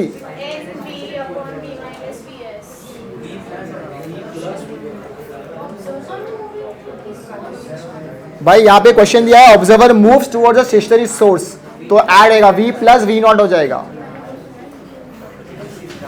f dash is equal to f v plus v not upon v, ये तुम्हारा फॉर्मूला होता है कुछ, इससे तुम अपैरेंट फ्रीक्वेंसी निकाल लोगे। यहाँ पे v का मतलब होता है velocity of sound. 20% right answer. ये क्वेश्चन भी गया।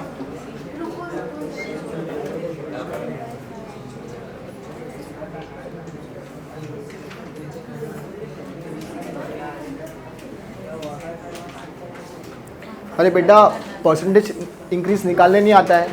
Final minus initial upon initial into 100, कैसे नहीं आ रहा?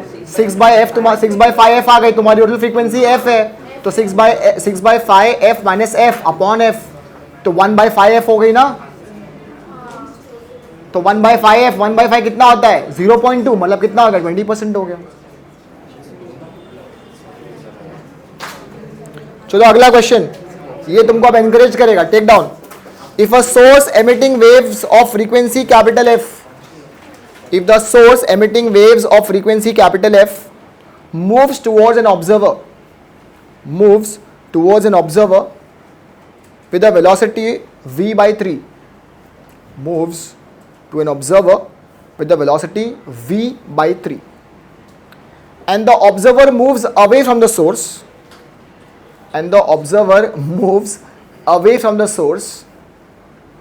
with the velocity v/4, with the velocity v/4. The apparent frequency as heard by the observer will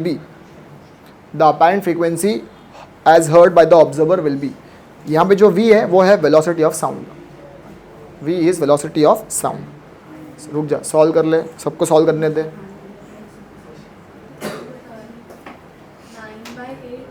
9/8 option में दिया है, तो मार्क करोगे। अगर नीट एग्जाम होता तो -1 हो जाता, और JW होता तब भी -1 हो जाता। हाँ ना, अनदर -1।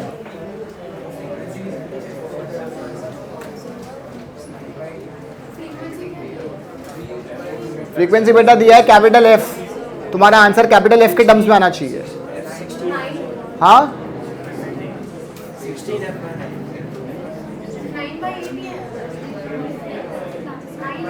फॉर्मूला क्या होता है? Formula v minus v not upon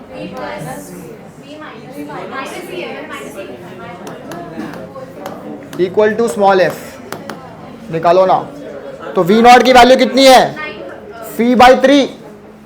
v not की वैल्यू कितनी है? v/3। Source emitting waves of frequency f moves towards an observer with a velocity v/3 and observer moves away from the source with a velocity v/4। एक minute में solve कर लेता हूँ, रुको। v not कितना है? v/4। ये कितना है? v/3। और ये कितना हो जाएगा? f। तो ये तुम्हारा हो जाएगा 3v/4 और ये तुम्हारा हो जाएगा 3v/2। हाँ ये 4v आएगा, ये 3v/4 आएगा, बराबर है। हाँ v/3 दिया ना वैल्यू।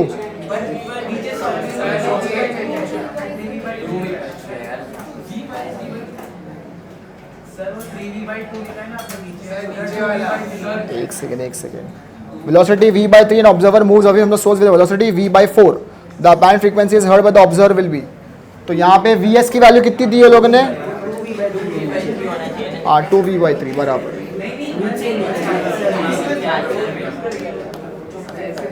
ये तुम्हारा हो जाएगा 2v/3। तो कितना हो गया ये? तो ये हो जाएगा 3 3 9 8 9/8। हाँ बराबर है, 9/8 f आएगा, बराबर 9/8। तो इसमें रॉन्ग दिया है फिर आंसर। ओके इसमें रॉन्ग दिया है, इसमें 8/9 दिया है, 9/8 आएगा।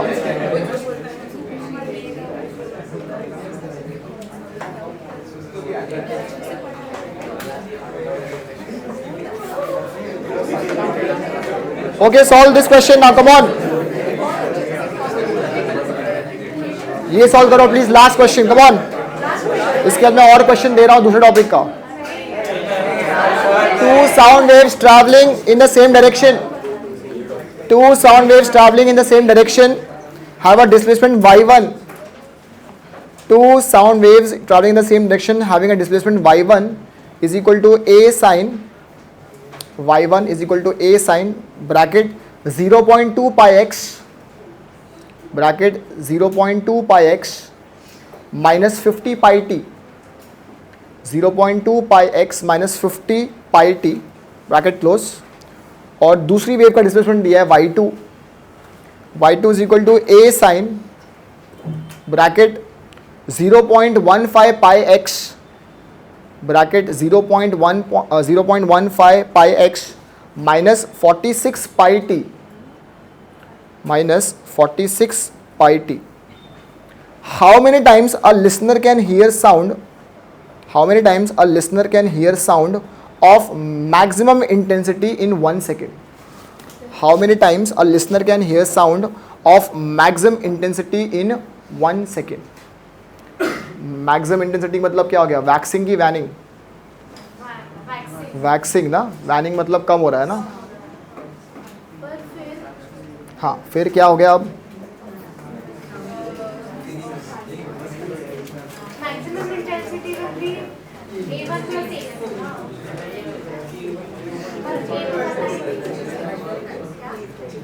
सॉल्व करके आए हो ना सब लोग? सॉल्व, यही तो क्वेश्चन है, अब सॉल्व करो, इसमें निकालो। मैक्सिमम टाइम्स कितनी बार सुन सकता है वो? इन 1 सेकेंड। चलो मैं तुमको हिंट दे रहा हूं, बीट फ्रीक्वेंसी। अगर बीट फ्रीक्वेंसी का फॉर्मूला आता है तो ये सॉल्व हो जाएगा। तो N1 निकालना पड़ेगा ना बेटा, तो उसे निकालो N1। तो याद करो, वैक्सिंग और वैनिंग के लिए बीट फ्रीक्वेंसी क्या मतलब क्या होती है, टाइम पीरियड क्या होता है? सेम। वैक्सिंग और वैनिंग के लिए टाइम पीरियड क्या होता है? सेम होता है। निकाल लो, F1 निकालो, F2 निकालो, फॉर्मूला आता है ना निकालने। निकालो ओमेगा से F की value, omega is equal to 2 pi F। कितनी आ रही है? 2 is the answer. In 1 second, how many times it can hear maximum intensity sound? 2 times. That's your answer. आने के बाद ये रोते रहते, अरे सर नहीं आता, ये क्या हो गया सर, ये फॉर्मूला कैसे हो गया?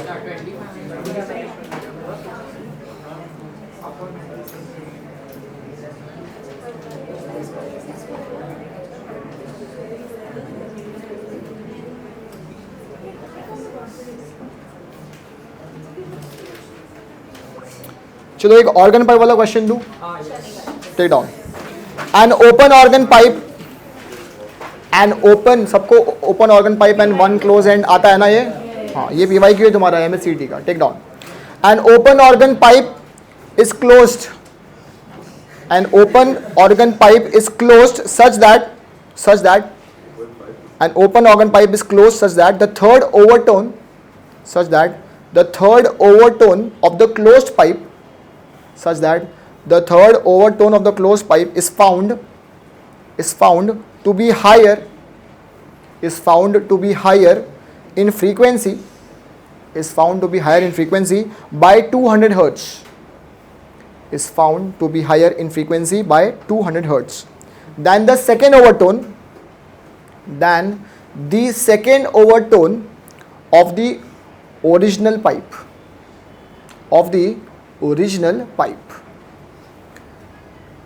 The fundamental frequency of the open pipe is neglect end correction की जरूरत नहीं है इसमें। अगर सबको पता है एंड करेक्शन क्या होता है? frequency by 200 hertz. So that third overtone of the closed pipe is found to be higher in frequency by 200 hertz than the second overtone of original pipe. अब याद करो harmonics and overtones, open pipe और एक 1 and close 1 and open के लिए। मेरे ख्याल से 1 and close and 1 and open में तुम्हारी जो हार्मोनिक्स आती है वो ऑड रेशियो में आती है, 1:3:5।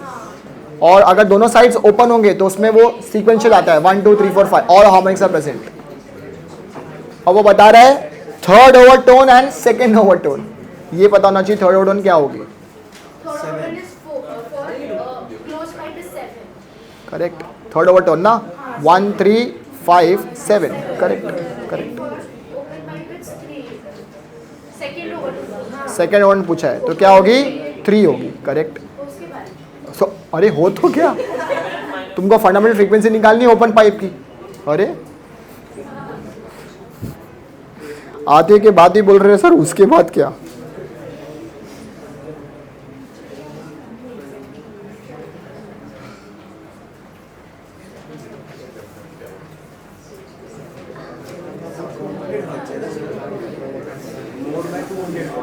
हाँ, increase is more higher in frequency by 200 hertz. Fundamental frequency of open pipe.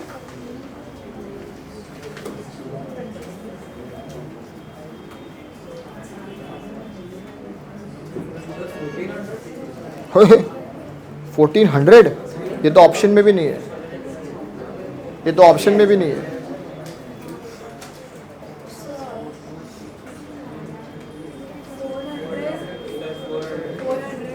hertz, right answer. Answer should be 400 hertz. अभी बोला आता है, फिर बोल रहा नहीं आता है मेरे को। अब तो मैंने फॉर्मूला भी बता दिए सारे, सबको आ रहा है 400 hertz। पीछे देखो गायब हो गया वो अभी लड़का, नहीं आ रहा ना, पढ़ के नहीं आया ना वेव्स।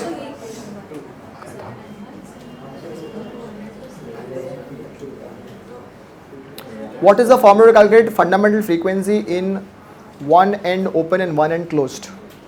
फ्रीक्वेंसी ओपन के लिए V by 4L करेक्ट, और ओपन के लिए V by ओपन के लिए V by तो n/2 ले सकते हैं क्लोज्ड वन। करेक्ट, n/2 ले सकता है।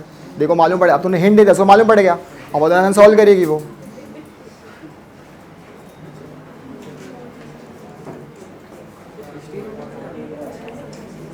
अच्छा फंडामेंटल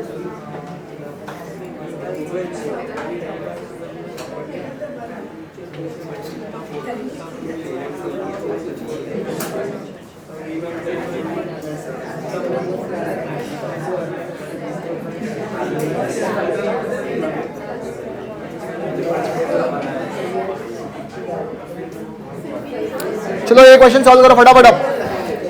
अच्छा सबने सोनोमीटर पढ़ा है? सोनोमीटर, एक सोनोमीटर में question, the fundamental frequency of sonometer wire is n. The fundamental frequency of a sonometer wire is n. If the tension and the length are increased 3 times, if the tension and the length are increased 3 times and diameter is increased twice, the tension and the length are increased 3 times and the diameter is increased twice, the new frequency will be. The new frequency will be. The fundamental frequency of sonometer wire is n. If the tension and the length are increased 3 times and diameter is increased twice, the new frequency will be. Start. Solve करो, बढ़िया इसको।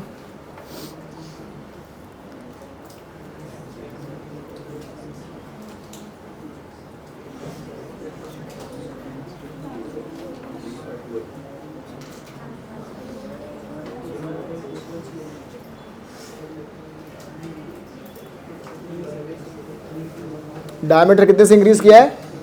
Twice से। Again a formula based, formula अगर आता है तो substitute करके निकालना है आंसर। ये तुमने स्कूल में पढ़ा होगा, fact is affecting the frequency of a stretch string. क्या आ रहा है बेटा? 4 से करके कुछ आंसर नहीं है, नो ऑप्शंस। हाँ क्या आएगा answer? √6 √6n you mean to say? Wrong answer.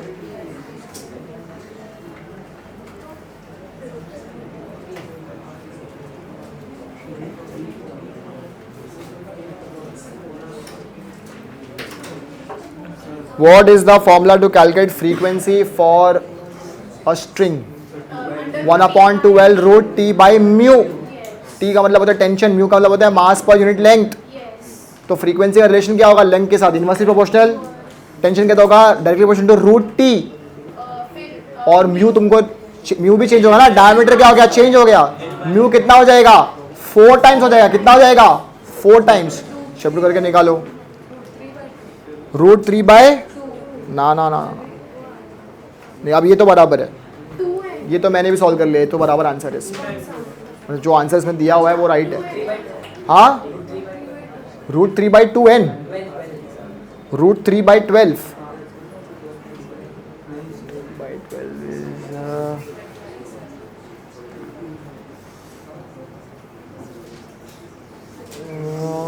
2 आ गया बाहर।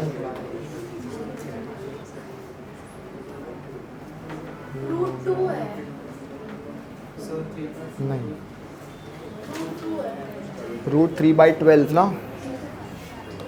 √3 by 12n, you mean to say √3 by 12n।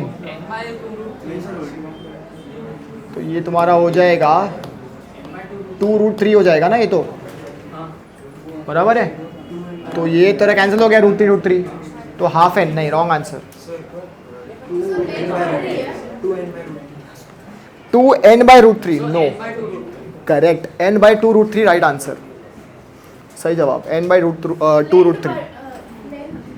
Tension कितने से बढ़ता है? Tension force is 1/2L, tension time period या frequency, frequency 1/2L root tension upon mu, ये तुम्हारा formula होता है। उसने L कितने से बढ़ाई है? 3 टाइम्स है, और टेंशन में कितने से बढ़ाया है? 3 टाइम्स है, और डायमीटर कितने से बढ़ाया है? ट्वाइस से। तो म्यू कितने से बढ़ जाएगा भाई? 4 टाइम से बढ़ जाएगा। अरे हो गया सॉल्व यार। F2 कितना हो जाएगा? 1/L कितना हो जाएगा? 3L। ये कितना हो जाएगा? 3T। और ये कितना हो जाएगा? 4 म्यू। दोनों को डिवाइड करके निकालो ना रेशियो, क्या प्रॉब्लम है? इसको निकालो ना। हाँ बेटा ये फॉर्मूला लिखा 1/2L root T by mu. T कितने से बढ़ा? थ्राइस से। लेंथ कितने से बढ़ा? 3L से। म्यू कितने से बढ़ा? 4 टाइम से बढ़ गया ना। मास पर यूनिट लेंथ ट्वाइस। अरे कैसे ऐड होगा? इंक्रीज हो गया ना, तो 4 म्यू हो गया। अब रेशियो निकालो, इसका आंसर आ जाएगा। या तो ऐसे याद करो, या तुमने स्कूल लेवल में देखो पढ़ा होगा। क्या पढ़ा होगा? देखो ध्यान से। F is inversely proportional to L, F is inversely proportional to radius and F is directly proportional to root of tension. तुम इससे निकालोगे तब भी आंसर सेम आएगा भाई। ये ज़्यादा इजी, ये भी कर सकते हो तुम। F is inversely to L, F is inversely to radius, F is directly proportional to root of tension.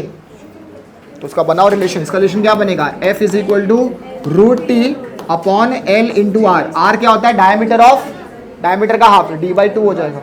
उसे सॉल्व करो, आ जाएगा आंसर, सेम आंसर आएगा ये। I think this is easier, ये ज़्यादा ईजी है सॉल्व करना। पर ये कब आएगा? जब बेसिक्स आएगा पूरा। सब लोग बोल रहे हैं आता है और ये क्वेश्चन सॉल्व नहीं कर पा रहे हो। अरे पर ये तो बहुत ईजी क्वेश्चन, ये फॉर्मूला तुमको तो आता है, तुमको सिर्फ सब्स्टिट्यूट करना है वैल्यू।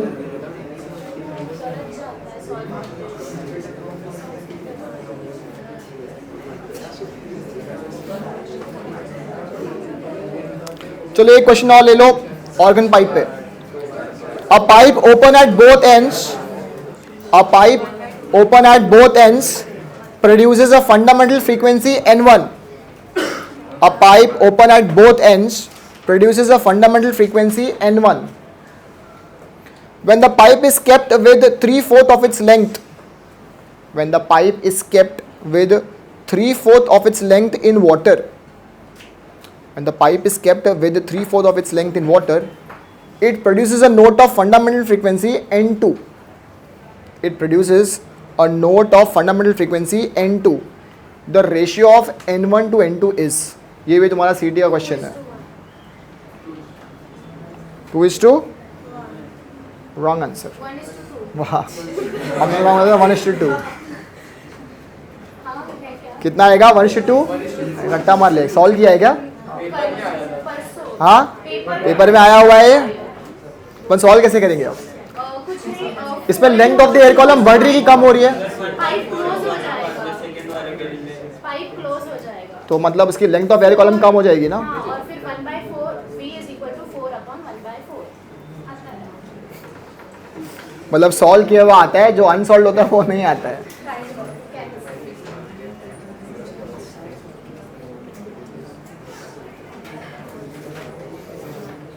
हाँ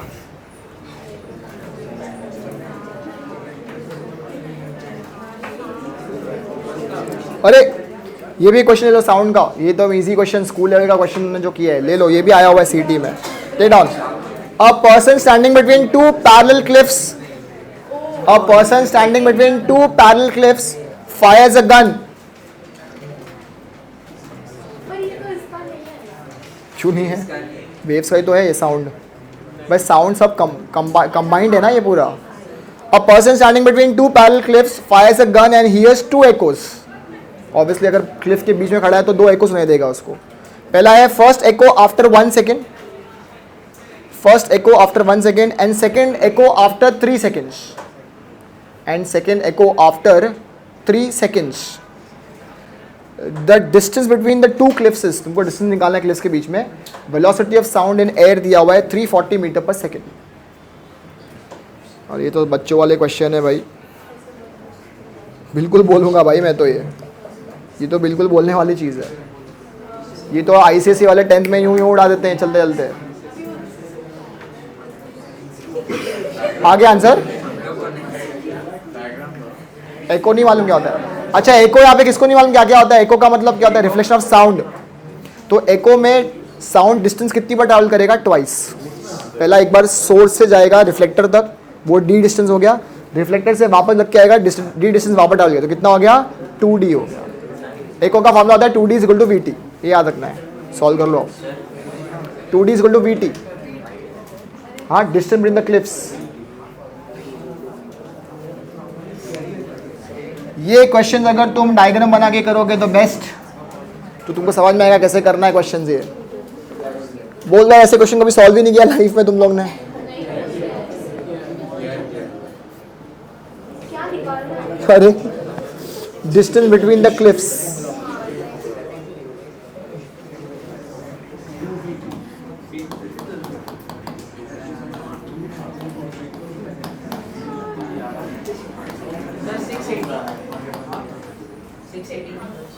राइट आंसर. Right answer. भाई यहां से उसने एक शॉट फायर किया, उसको 2 एकोस रह दिया. कितने टाइम में मिला? एक पहला कितना टाइम में डाले? 1 सेकेंड. तो जो नजदीक होगा वो 1 सेकेंड हो गया, और दूसरा 3 सेकेंड. इसका डिस्टेंस ले लो d1, इसका डिस्टेंस ले लो d2. इसका फॉर्मूला क्या हो जाएगा? 2d1 is equal to v. इसको t1 ले लो, इसको t2 ले लो, तो ये हो जाएगा vt1. तो d1 will be equal to 340 into 1 divide by 2. तो ये तुम्हारा आ गया 170 मीटर. सेम इधर भी 2d2 is equal to vt2. तो d2 तुम्हारा हो जाएगा 340 इंटू 3 डिवाइड बाई 2. कितना हो गया ये? 170. तो ये कितना हो जाएगा? 510 मीटर. टोटल डिस्टेंस ऐड करो, आंसर आ जाएगा 680 मीटर. Simple question. आ गया ये? अभी आया मतलब? Take down. Last question. Last question solve कर लो. मुझे लग रहा है ये क्वेश्चन आ सकता है एग्जाम में. लास्ट क्वेश्चन सॉल्व कर लो please. Take down. A person standing between 2 vertical cliffs. A person standing between 2 vertical cliffs. A person standing between 2 vertical cliffs and is 640 meter away from the nearest cliff. A person standing between 2 vertical cliffs and 640 meter away from the nearest cliff. He shouted and heard the first echo.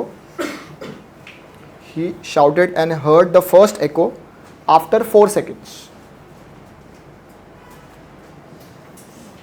After 4 seconds, and second echo 3 seconds later. Second echo 3 seconds later. Calculate the speed of sound in air. Calculate the speed of sound in air. और दूसरा, calculate the distance between the 2 cliffs. Calculate distance between the 2 cliffs. Solve कर रहे बाबा. बाकी लोग को भी करना है. तो आंसर बोल देगा तो लिख देंगे वो लोग. Calculate the speed of sound in air and calculate the distance between 2 cliffs.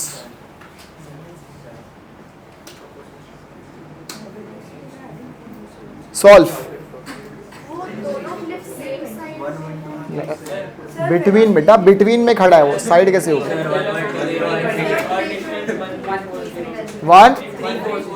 1340. Wrong. 1120 wrong answer. Between the cliffs पूछा मैं. कितना होगा वो? 1760. देखो किसी को आया है, बाकी लोग को नहीं आ रहा है.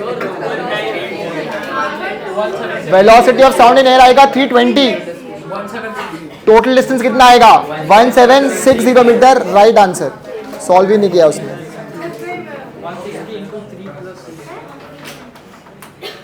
1760 metre is the right answer. इसमें टाइम इंटरवल कितना लेंगे सेकेंड एको के लिए? 7 सेकेंड्स, क्योंकि 3 सेकेंड्स लेटर है. तो टोटल टाइम को 7 सेकेंड लगा उसको सेकेंड एको के लिए. 1760 metre is the right answer. तो ऐसे क्वेश्चन भी आते हैं एग्जाम में, शायद आ जाए सीईटी में. यहाँ पे हम लोग रुकते हैं. अच्छा, अगला टॉपिक आप क्या रिवाइज करेंगे?